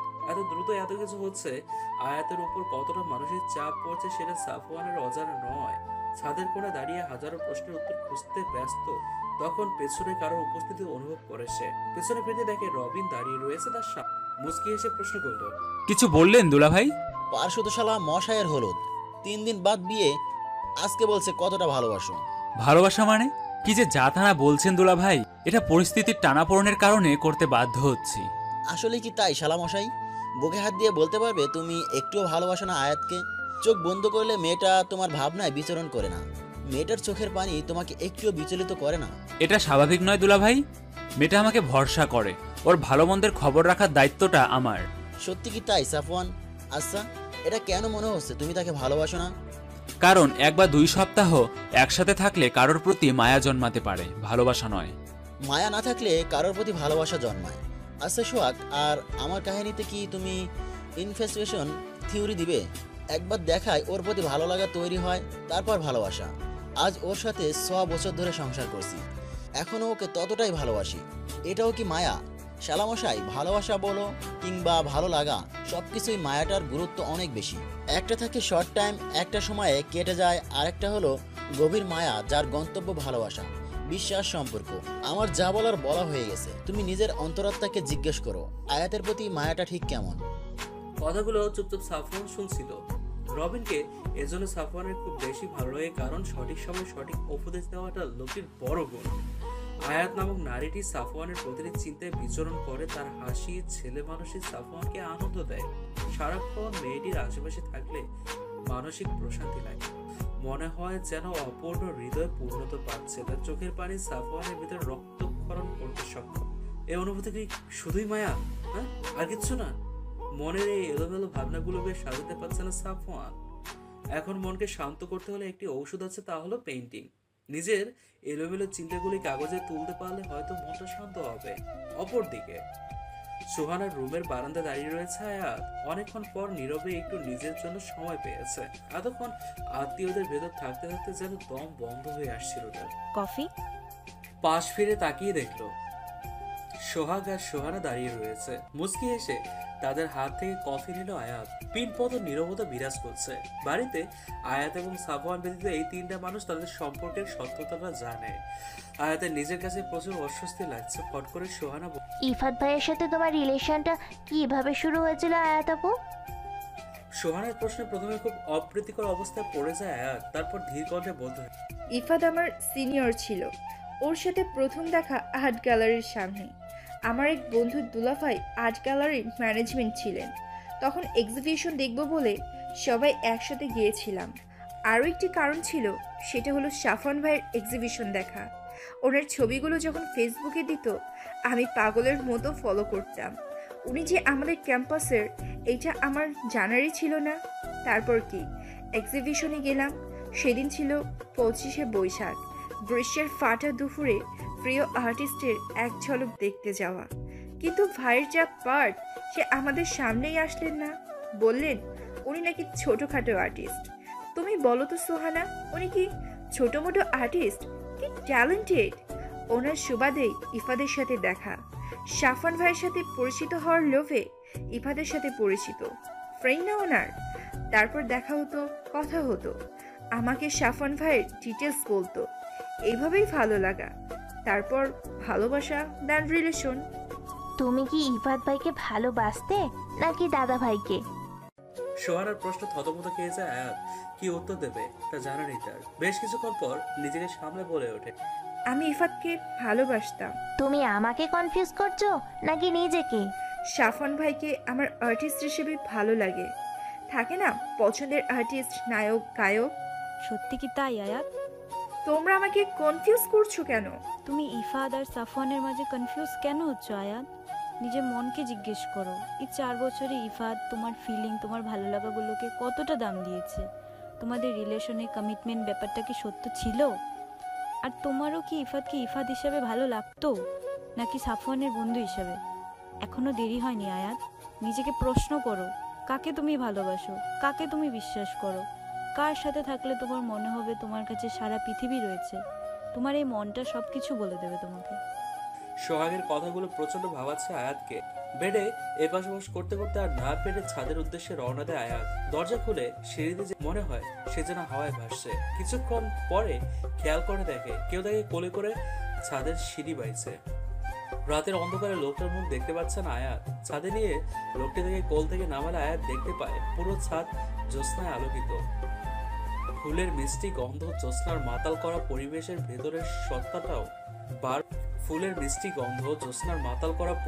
ভেতরের সত্তাটাও বারংবার উন্মাদনা মেতে ওঠে। আরো মাতাল করে তুলেছে পাশে থাকা মানুষটি যার কেউ নয়, সাফওয়ান নিজে। তার শরীরের মাতাল করা গন্ধটি আয়াতকে জানান দিয়েছে মানুষটি যে সে। জ্যোৎস্নার আলোতে মানুষটিকে একটি জীবন্ত নেশার স্তব মনে হচ্ছে। লোকটির সবকিছুতে মাতাল করে দেওয়ার ক্ষমতা রাখে। এমন ভাবে হা করে থাকলে মাছি ঢুকে পড়বে তো। সাফওয়ানের কথা বেশ লজ্জা পেয়ে গেল আয়াত। প্রচন্ড কাটা ভাষা বলে, রাত বিরাতে মানুষকে ধুমধাম করে নিচ্ছেন, যে কিডন্যাপ করে ছাদে আনছেন, মতলব কি শুনি? ইচ্ছে হলো, বলা তো যায় না। দেখা যাবে রাতের অন্ধকারে ধূপধাপ করে পড়ে দাঁত ভেঙে ফেলবে। আমি কিন্তু বাবা ফোকলা বউকে বিয়ে করব না। বয়ে গেছে আপনাকে বিয়ে করতে আমার। চেষ্টা করে দেখো, আমি আটকাবো না, তবে বিয়ে তো আমাকেই করতে হবে। মুস্কি এসে তাদের রেলিং এ গিয়ে বসে সাফওয়ান। আয়াতের কাছে আজ যেন অন্য সাফওয়ান উপস্থিত। লোকটার মাঝে কি এমন আছে যা চুম্বকের ন্যায় আকর্ষণ করে তাকে? নীরব রাতে মৃদু হাওয়ায় জ্যোৎস্নার বিলাস বুঝি এমনই হয়।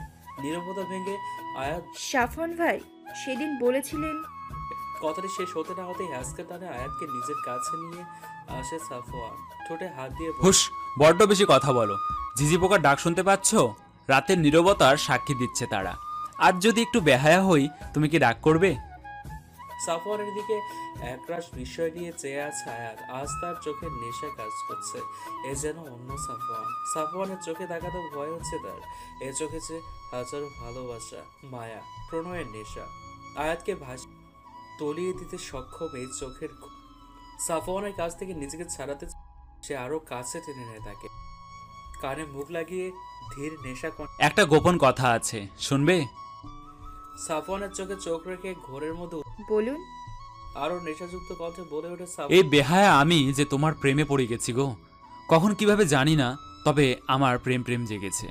বিয়ের পর হয়তো ভালোবাসাটাও হয়ে যাবে। আপনি জানেন তো কি বলছেন?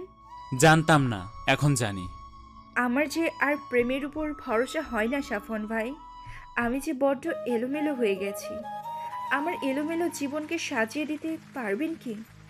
আমি আপনার জীবনে কি মেল খাই?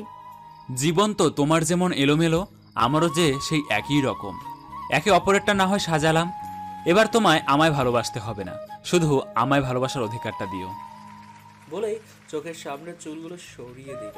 আর সাফওয়ানের চোখে হারিয়ে যেতে ইচ্ছে হচ্ছে আয়াতের। বিশ্বাস করতে ইচ্ছে হচ্ছে লোকটিকে। জ্যোৎস্নার আলোতে আয়াতের মুখখানি এক টুকরো চাঁদের ফালিলা সাফওয়ানের কাছে, যার চোখে ছোটে আফিমের চেয়েও মারাত্মক নেশা। দু হাতে আলতো করে মুখটি ধরে নিজের আরো কাছে নিয়ে আসে। আয়াতের কাপা কাপা ঠোঁট যেন আরো ঘোরের মাঝে ফেলে। বেয়া হলে কি খুব দোষ হবে? খুব ক্ষতি হয়ে যাবে। দুই অষ্টযুগলের মাঝে দূরত্ব মিটিয়ে নিজের পিপাসা মেটাতে ব্যস্ত হয়ে পড়ে সাফওয়ান। নিজের ঠোঁটের উপর আরেকজন উত্তপ্ত ঠোঁটের ছোঁয়া পেতে অজানা আবেশে নিজেকে হারিয়ে ফেলে আয়াত। অজান্তেই হাত জোড়া সাফওয়ানকে আঁকড়ে ধরে। অজান্তেই চোখ বেয়ে নয়নাচলের আগমন ঘটে। আজকের রাত্রি যেন সাফওয়ান এবং তার অনুভূতিগুলোর মিশ্রণের সাক্ষী। কিছু সময় পর সাফওয়ানের ঠোঁট তার ঠোঁট জোড়াকে ছেড়ে দিলে আয়াতের হুঁশ ফিরে। এতক্ষণ যেন একটা ঘোরের মাঝে ছিল সে। ঘোর কেটে যেতে আবারও হাজারো প্রশ্নের ভিড় জমা আয়াতের মনে। আবেগের বসে ভুল করছে না তো সে? এক মুহূর্তে দেরি না করে দৌড়ে বেরিয়ে যায় সে ছাদ থেকে। সাফওয়ান হতভম্ব চোখে। দুদিন পর সকাল 11টা। হলুদের অনুষ্ঠান ধুমধাম করে অনুষ্ঠিত হওয়ার পর এখন অপেক্ষা কালকের বিয়ের। এই 2 দিন আয়াত না পারতে সাফওয়ানের সামনে সাফওয়ান হাজারবার তার সামনে যাওয়ার চেষ্টা করেছে, কিন্তু তাতে লাভ হয়নি। অনুতাপ এবং একরাশ অভিমানের ভেতরটা তীব্র আগুনে দগ্ধ হচ্ছে সাফওয়ানের। তবে কি আয়াত এখনো ইফাতকেই ভালোবাসে? এখনো সে ইফাতের অপেক্ষায় আছে? তবে সাফওয়ানের ভালোবাসার সামান্যতম মূল্যটি তার কাছে নেই। প্রণয়ের ডাকে ইফাতের হুঁশ ফিরে আসে। তোকে বড় মা নিচে যেতে বলছে তো। এখন কেন? আরে কে জানে কে এসেছে, তোকে খুঁজছে, যা না। আচ্ছা, বেশি বকিস না। নিচে দিতেই দেখে সেলিনা বেগমের সাথে হাসি মুখে একটি ছেলে বসে কথা বলছে। ছেলের পিঠ তার দিকে, তাই মুখটি দেখতে পাচ্ছে না। সাফওয়ান নিচে নামতেই সেলিনা বেগম বলে ওঠে, সাফওয়ান চলে এসেছে। ছেলেটি পেছনে ফিরতে আকাশটা ভেঙে পড়ে সাফওয়ানের মাথায়। সামনে দাঁড়ানো শ্যামবর্ণের লম্বা চিকচিকে গড়নের ছেলেটি আর কেউ নয়, ইফাত। মুস্কি এসে টিটকারি ছিল। বিয়ে করেছিস, দাওয়াতও দিলি। সাফওয়ান, এই বুঝি আমাদের বন্ধুত্ব? বেলা 12টা। মুখোমুখি বসে আছে আয়াত এবং ইফাত। আজ 2 সপ্তাহ পর ইফাতকে দেখছে সে। একটা ঘৃণা আয়াতের চোখে ফুটে উঠেছে। কোথায় ছিল সে যখন সারা রাত কাজী অফিসের বাইরে এক কাপড়ে তাকে দাঁড়িয়ে থাকতে হয়েছে? কোথায় ছিল সে যখন পুলিশের থানার জেলে যাওয়ার ভয়ে মিথ্যে বলতে হচ্ছিল? কোথায় ছিল সে যখন বাবা তার সাথে কথা বলা বন্ধ করে দিয়েছিল? থাকার জায়গা নিয়ে চিন্তা করতে হতো। এখন যখন মনটাকে স্থির করে ফেলেছে, আগমন ঘটলো কেন? আয়াত, তুমি নাকি আমাকে ছাড়া বাঁচতে পারবে না? তা এখন কি করছো? 2 সপ্তাহ ভালোবাসা উবে গেল। আরে বাবা, একটা জমির কাছে ইমিডিয়েটলি সিলেটের বাবার সাথে যেতে হয় আমাকে। মোবাইল হারিয়ে যাওয়ার জন্য কন্ট্যাক্ট করতে পারছিলাম না। তারা হুড়ো করে ফিরে এসেছি তোমার জন্য। এসে শুনছি সাফনের গলায় ঝুলে গেছো তুমি। এই তোমার লয়ালিটি, এটাই তোমার ভালোবাসা? মুখ সামলে কথা বলো ইফাত। এতদিন পর আমি কেমন আছি না জিজ্ঞেস করে তুমি আমার কাছে জবাবদিহিতা চাইছো? কি সামলাবো? আমার জিএফ আমার বন্ধুকে কাল বিয়ে করতে যাচ্ছে, আর আমি কি না এইখানে তোমার সাথে প্রেমালাপ করব? আচ্ছা, কেমন আছো? তুমি কি আদৌ জানো এতদিন আমরা কিসের মধ্য দিয়ে যাচ্ছিলাম? তুমি কি আদৌ জানো আমি তোমাকে খুঁজতে তোমার বাসা অবধি পর্যন্ত গিয়েছিলাম? ইসরাতকে পাগলের মতো ফোন করেছি, তোমার বন্ধুদের করেছি। যে চোরের ফোন চুরি করেছে সে হসপিটালে ভর্তি ছিল, তাকে তুমি ভেবে দৌড়ে গেছি। এখন তুমি কি না আমার লয়ালিটি নিয়ে প্রশ্ন করছো? কি রাইট আছে তোমার?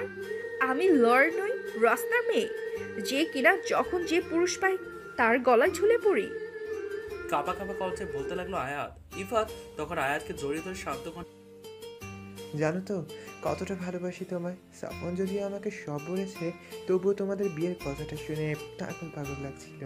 সরি বাবু, আর হবে না, সরি। এই দৃশ্যটি একজনের চোখে এড়ালো না। সেদিন রাতের উত্তর আজ তার কাছে পরিষ্কার। শুধু দুজন প্রেমিক প্রেমিকার মাঝে তৃতীয় ব্যক্তি হয়ে লাভ কি? সাফওয়ান আর না দাঁড়িয়ে সেখান থেকে প্রস্থান করে। বিয়ের দিন সন্ধ্যা 7টা। বর বেশি স্টেজে বসে আছে সাফওয়ান। ইফাত বিয়েতে উপস্থিত, কিন্তু কালকে দুপুরের পর সাফওয়ান তার সামনে যায়নি। বুকের ব্যথাগুলো তীব্র হয়ে যাচ্ছে তাকে দেখলে। কাজী সাহেব তার কাছে গিয়ে বিয়ের কথা বলে জিজ্ঞেস, আপনি কি এই বিয়েতে রাজি? রাজি থাকলে বলুন কবুল। তখন প্রণয় কানে কানে এসে কিছু একটা বলে সাফওয়ানকে। প্রণয়ের কথাটা শুনেই সাফওয়ান বলে ওঠে, সত্যি? মাত্র সুহানা বলল। কাজী সাহেব পুনরায় একই কথা। আপনি কি এই বিয়েতে রাজি? রাজি থাকলে বলুন কবুল। মুস্কি এসে সাফওয়ান বলে ওঠে, কবুল। সবাই একসাথে আলহামদুলিল্লাহ বলে ওঠে। ইফাত এক কোণে দাঁড়িয়ে ম্লান হাসি হেসে বেরিয়ে যায়। রাতের একা আকাশে আজ তাকে একাই হাঁটতে হবে। নিজের সামান্য দায়িত্বহীনতার জন্য সবচেয়ে দামি জিনিস যে হারিয়ে ফেলেছে, আয়াতের প্রতি তার ভালোবাসা। তাই তো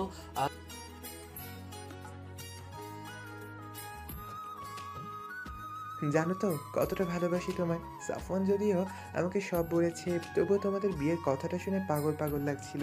সরি বাবু। আর নিজে থেকে সেদিন যখন আমার তোমাকে সব থেকে বেশি দরকার ছিল, তুমি তখন আমার পাশেই ছিলে না ইফাত। ফোন হারিয়েছিলে, কিন্তু পৃথিবীর উপর থেকে ফোন তো শেষ হয়ে যায়নি। অথচ তুমি আমাকে একটা বারের জন্য জানাওনি। আমি পাগলের মতো তোমায় খুঁজেছি। আমি তোমাকে দোষ দেব না ইফাত। তোমার সাথে সেই মুহূর্তে যেটা জরুরি মনে হয়েছে তুমি সেটাই করেছো, কিন্তু আমি তোমার আর ভালোবাসি না ইফাত। এতদিন আমি কনফিউশনে ভুগেছি, কেন আমি বারবার সাফওয়ান ভাইয়ের প্রতি আকৃষ্ট হচ্ছি। আজ আমার কাছে সেটা পানির মতো পরিষ্কার। আমি তাকে ভালোবাসি। ভালোবাসি আমি সাফওয়ান ভাইকে, প্রচুর ভালোবাসি। থ্যাংক ইউ আমার সামনে আবার আসার জন্য, নয়তো আমি নিজের মনকে বুঝতেই পারতাম না। ভাবতাম ভুল করেছি, কনফিউজড থাকতাম, কিন্তু আজ আমার কনফিউশন ক্লিয়ার হয়ে গেছে। থ্যাংক ইউ, তুমি অনেক ভালো একটা মানুষ। আজ যদি তোমার সাথে আবার জড়িয়ে পড়তাম, তবে সেটা তোমার বা আমার কারোর জন্যেই ভালো হতো না, কারণ আমি তোমার কাছে স্বচ্ছ থাকতাম না। আমার মনে তো এখন অন্য কারোর রাজত্ব। আমাকে ক্ষমা করে দিও ইফাত, আই এম সরি, কিন্তু আমি সাফওয়ান ভাইকে ভালোবাসি, প্রচুর ভালোবাসি। সরি। বর্তমান ইফাতের চোখ বারবার ভিজে যাচ্ছে, সে যে আজ নিঃস্ব। তবে একটা সান্ত্বনা, আয়াত তাকে ঠকায়নি, তার কাছে নিজেকে স্বচ্ছ রেখেছে। এখন মত কখন কাকে সিংহাসনে বসিয়ে দেয় কেউ জানে না। রাত 12টা, খুব তোড়জোড় করে শেষমেশ বাসর ঘরে ঢোকার সুযোগ পেল সাফওয়ান। ঘরে ঢুকে দেখলো মোমের আলোয় ঘরটাকে নতুন বউ ন্যায় সাজানো হয়েছে। খাটটা পুরো সাদা আর লাল গোলাপের মোড়া, এর মাঝে লাল শাড়ি পরে ঘোমটা দিয়ে এক রূপবতী বসা। চাঁদের আলো জানালার ফাঁক দিয়ে ঘরের ভিতর উপচে রূপবতী নিচে সাফওয়ানের মায়াবতী, যা নেশায় আজকাল সে মত্ত থাকে। ধীর পায়ে আয়াতের পাশে গিয়ে বসে। সাফওয়ানের উপস্থিতি আয়াতের হার্টবিট বাড়িয়ে তুলেছে, দম বন্ধ হয়ে যাওয়ার উপক্রম হচ্ছে তার। আলতো করে তার হাতে নিজের হাত রেখে মজার ছলে সাফওয়ান বলে, ইফাত চলে গিয়েছে, ভেবেছিলাম তুমি হয়তো ওর সাথেই চলে যাবে। সমস্যা নেই, আমি একটা লয়ারের সাথে কথা বলে 6 মাস পর আমাদের ডিভোর্সের ব্যবস্থা করে ফেলবো। আয়াতকে চুপ থাকতে দেখে আলতো হাতে ঘুমটা সরায় সাফওয়ান। 2 হাতে আয়াতের মুখ আলতো করে ধরে উঁচু করে সে। আয়াতের চোখে পানি চিকচিক করছে। আয়াতের চোখে চোখ রেখে শান্ত কণ্ঠে বলে ওঠে সাফওয়ান, তুমি তো এটাই চেয়েছিলে, তবে আজ চোখে পানি যে। আপনি কি সত্যি বুঝেন না, নাকি বুঝেও না বুঝার ফান করেন? কাপা কাপা কথা আয়াত বলে ওঠে, কি বুঝবো? তুমি যদি বুঝিয়ে না বলো বুঝবো কিভাবে? সবকিছু বলে বোঝাতে হয়? বই কি, কিছু জিনিস বলে করে বোঝাতে হয়। এতদিন তো তুমি যা বলেছো আমি তাই বুঝেছি। দেখো না, বিয়ে ভাঙার কথা বলেছো, আমি সেটা চেষ্টা করেছি। ঢাকা যেয়েই উকিলের সাথে। কথাটা শেষ হতে না হতে সাফওয়ানের ঠোঁট জোড়া চেপে ধরলো নিজ ঠোঁট জোড়া দিয়ে। ঘটনার আকস্মিকতায় সাফওয়ানের মাথা পুরো ফাঁকা হয়ে গেছে। আয়াতের পক্ষে এমন একটা সাংঘাতিক কাজ করা সম্ভব এ যেন ধারণার বাইরে ছিল সাফওয়ানের। বেশ কিছুক্ষণ পর সাফওয়ানের ঠোঁট জোড়াকে মুক্তি দেয় আয়াত। শাড়ির আঁচলটা বাজায় বেঁধে সাফওয়ানের গলা চেপে ধরে লাগিয়ে, আরেকবার যদি ডিভোর্সের কথা শুনেছি তো দেখে নিবেন আমি কি করি। ফাজলামি পাইছেন? এত যখন আমাকে অপছন্দ, তাহলে সেই রাতে কেন বলেছিলেন ভালোবাসি? ইফাদের সাথে চলে গেলে খুশি হতেন বুঝি? আপনি কি ভেবেছেন এত সহজে আপনাকে মুক্তি দিব? সারা জীবন এইভাবে আমাকে সহ্য করতে হবে আপনাকে, আর মরে গেলেও ভূত হয়ে আপনার ঘাড়ে চেপে বসবো, কিন্তু আমার থেকে আপনার কোনো নিস্তার নেই। বলতে বলতে চোখ থেকে পানি গড়িয়ে পড়ছে আয়াতের। প্রচুর কান্না পাচ্ছে তার। লোকটা এমন কেন? যদি দূরে ঠেলে দেওয়ার ইচ্ছে ছিল তবে কেন কাছে টেনে নিয়েছে? সাফওয়ান মুচকি হেসে হ্যাসকা টানে তাকে বুকে আগলে ধরলো, কানে মুখ লাগিয়ে ফিস। এবার নিজ ইচ্ছায় আমার কাছে এসেছো, এবার তুমি চাইলেও আমি তোমাকে ছাড়বো না। এভাবে শক্ত করে নিজের কাছে রেখে দিব। সত্যি? তাহলে এতক্ষণ যে? এইটা একটা ছোট্ট শাস্তি ছিল আমাকে এই 3 দিন কষ্ট দেওয়ার জন্য। আমি তো সত্যি সত্যি বিয়েটা না করার সিদ্ধান্ত নিয়েছিলাম, কিন্তু আজ যখন প্রণয় কানে কানে বলল তুমি নিজ থেকে ইফাতকে ফিরিয়ে দেবার জন্য সুহানাকে জানিয়েছো, আমার অশান্ত মন শান্ত হয়ে গিয়েছিল। তাই দেরি না করে কবুলটা বলে দিয়েছি। আপনি খুব খারাপ। এখনো তো কিছুই দেখি নাই, এখনই খারাপ হয়ে গেলাম? আমি কিচ্ছু দেখবো না। তা বললে তো হবে না, এখন যে অনেক কিছু দেখার বাকি রয়েছে। কি? আসো আমার সাথে। বলেই কোলে তুলে নিল আয়াতকে। সাফওয়ানের রুমের ভেতর একটি ছোট্ট স্টোর রুমের মতো জায়গা রয়েছে, যেখানে সাফওয়ান বাসায় থাকতে ড্রয়িং করত, যাকে সে তার কল্পনা রাজ্য বলে। তার সকল সৃষ্ট সকল শিল্প সেখানে মজুদ রয়েছে। আয়াতকে কোলে করে তার কল্পনা রাজ্যে নিয়ে যায় সে। একটি চেয়ারে তাকে বসিয়ে সামনে থাকা সকল ড্রয়িং বোর্ডের উপর থেকে কাপড় সরিয়ে দেয়।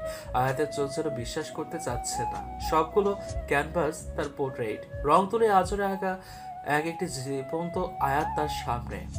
অজান্তেই নোনা জলের ভিড় জমেছে চোখে তার। এখনই চোখগুলো তাদের মুক্তি দেবে যেন। ধরা গলায় বলে ওঠে, আপনি তো বলেছিলেন আমার চেহারা ক্যানভাসে তোলার যোগ্য নয়। নয়ই তো, তাই তো শুধু ক্যানভাসেই থাকবে এই চিত্র। তাই বুঝি? তাই তো, এই সারপ্রাইজটা তোমাকে দেওয়ার ছিল। বলেই আয়াতের কপালে উষ্ণ ঠোঁটের পরশ এঁকে দেয় সাফওয়ান। আজ রাতে আমাকে ভালোবাসার অধিকার দিবে আয়াত? আমি তো মানা করিনি। তবে একটু বেহায়া হতে দোষ নেই, বলো। বলেই পুনরায় কোলে তুলে নেয় আয়াতকে বিছানায় শুয়ে রুমের মোমগুলি নিভিয়ে দেয় সে। রাতের নীরবতা চাঁদের কালো সাক্ষী হলো তাদের মধুর মিলন। কিছু আর্তনাদ, কিছু উষ্ণ নিঃশ্বাসের মধ্য দিয়ে সুখ কুড়াতে ব্যস্ত তারা। আজ তাদের ভালোবাসা পূর্ণতা পেল 3 বছর পর। হসপিটালে অপারেশন থিয়েটারের বাইরে পায়চারি করছে সাফওয়ান। টেনশনে শ্বাস আটকে যাচ্ছে তার বারবার। আয়াত এবং তার পরিবারের সবাই সেখানে উপস্থিত। বারবার সান্ত্বনা দিচ্ছেন রামিম সাহেব, কিন্তু কিছুতেই সাফওয়ানকে শান্ত করতে পারছেন না তিনি।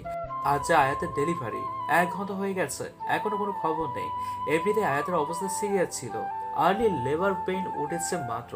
7 মাস চলছে প্রেগন্যান্সি। ভয়ে গলা শুকিয়ে যাচ্ছে সাফওয়ানের। থিয়েটারে ঢোকার আগে আয়াত বলেছিল, যদি এবার ফিরে না আসি তবে জেনে রেখো খুব ভালোবাসি তোমায়। কথাটা মনে করতে চোখ ভিজে আসছে সাফওয়ানের। ঠিক তখনই ডক্টরের আগমন ঘটে। ছুটে গিয়ে কাছে দিতেই প্রথম প্রশ্ন ছিল, আয়াত কেমন আছে ডক্টর? কংগ্রাচুলেশন, আপনার জমজ মেয়ে হয়েছে। আচ্ছা, আয়াত কেমন আছে? নার্স মেয়েদের নিয়ে আসছেন। আপনার মেয়েরা প্রিমেচুর, কিন্তু আলহামদুলিল্লাহ ভালো আছে। আপনি কি খুশি হননি মিস্টার সাফওয়ান? আরে ধুর, আমার ওয়াইফ কেমন আছে সেটা বলেন। দম আটকে আসছে আমার। আলহামদুলিল্লাহ ভালো আছেন। একটু উইক, 1 সপ্তাহ রেস্ট করাতে হবে। ভয়ে ভয়ে ডক্টর বলে কথাগুলো। আয়াত ঠিক আছে শুনতে সাফওয়ান খেয়াল করলো ডক্টর বলেছিল তার মেয়ে হয়েছে, তাও জমজ। খুশিতে পাগল প্রায় হয়ে গেছে সে। নার্স যখন বেঁধে নিয়ে এসছে সাফওয়ানের কাছে মনে হয়েছে ছোট দুটো আয়াত তার কাছে নিয়ে এসছে নার্স। দুজনকে একসাথে কোলে নিয়ে নিল সে। মনে হচ্ছে পৃথিবীর সব থেকে সুখী ব্যক্তি সে। 3 ঘন্টা পর আয়াতের জ্ঞান ফিরে দেখে সবাই ঝুঁকে তার দিকে তাকিয়ে রয়েছে। সবার মাঝে সে তার সাফওয়ানকে খুঁজে যাচ্ছিল। ধীর কণ্ঠে শারমিন বেগমকে সাফওয়ান চলে এসেছে। সবার পেছন থেকে সাফওয়ান বেরিয়ে এলো। নার্সরা একে একে 2 মেয়ে আয়াতের পাশে রাখে। আয়াতের চোখে পানি চিকচিক করছে। ভেবেছিল হয়তো এই খুশিতে দেখা হবে না। সবাই রুম থেকে বেরিয়ে গেলে সাফওয়ান আলতো হাতে আয়াতকে উঠে বসিয়েছে। বাচ্চাগুলোর একজনকে আয়াতের কোলে দিয়ে আরেকজনকে নিজের কোলে নেয় সে। আয়াতের পাশে বসলে আয়াত ধীরে তার মাথাটা এলিয়ে দেয়। আর মতো হয়েছে বলো তো? তোমার মতো। থ্যাংক ইউ ফিরে আসার জন্য। আল্লাহ চেয়েছেন তাই ফিরে আসতে পেরেছি। তুমি খুশি তো? আমার দম বন্ধ লাগছিল তোমাকে ছাড়া। যদি কিছু হয়ে যেত আমি কি করতাম তখন? পাগল হয়ে যেতাম তোমাকে ছাড়া, সত্যি বলছি। তুমি সত্যি পাগল। ওদের নাম কি রাখবে? ভাবিনি। আমি বলি অল্পনা আর কল্পনা। ধুর, এই আধ্যাত্মিক নাম আমি রাখবো না।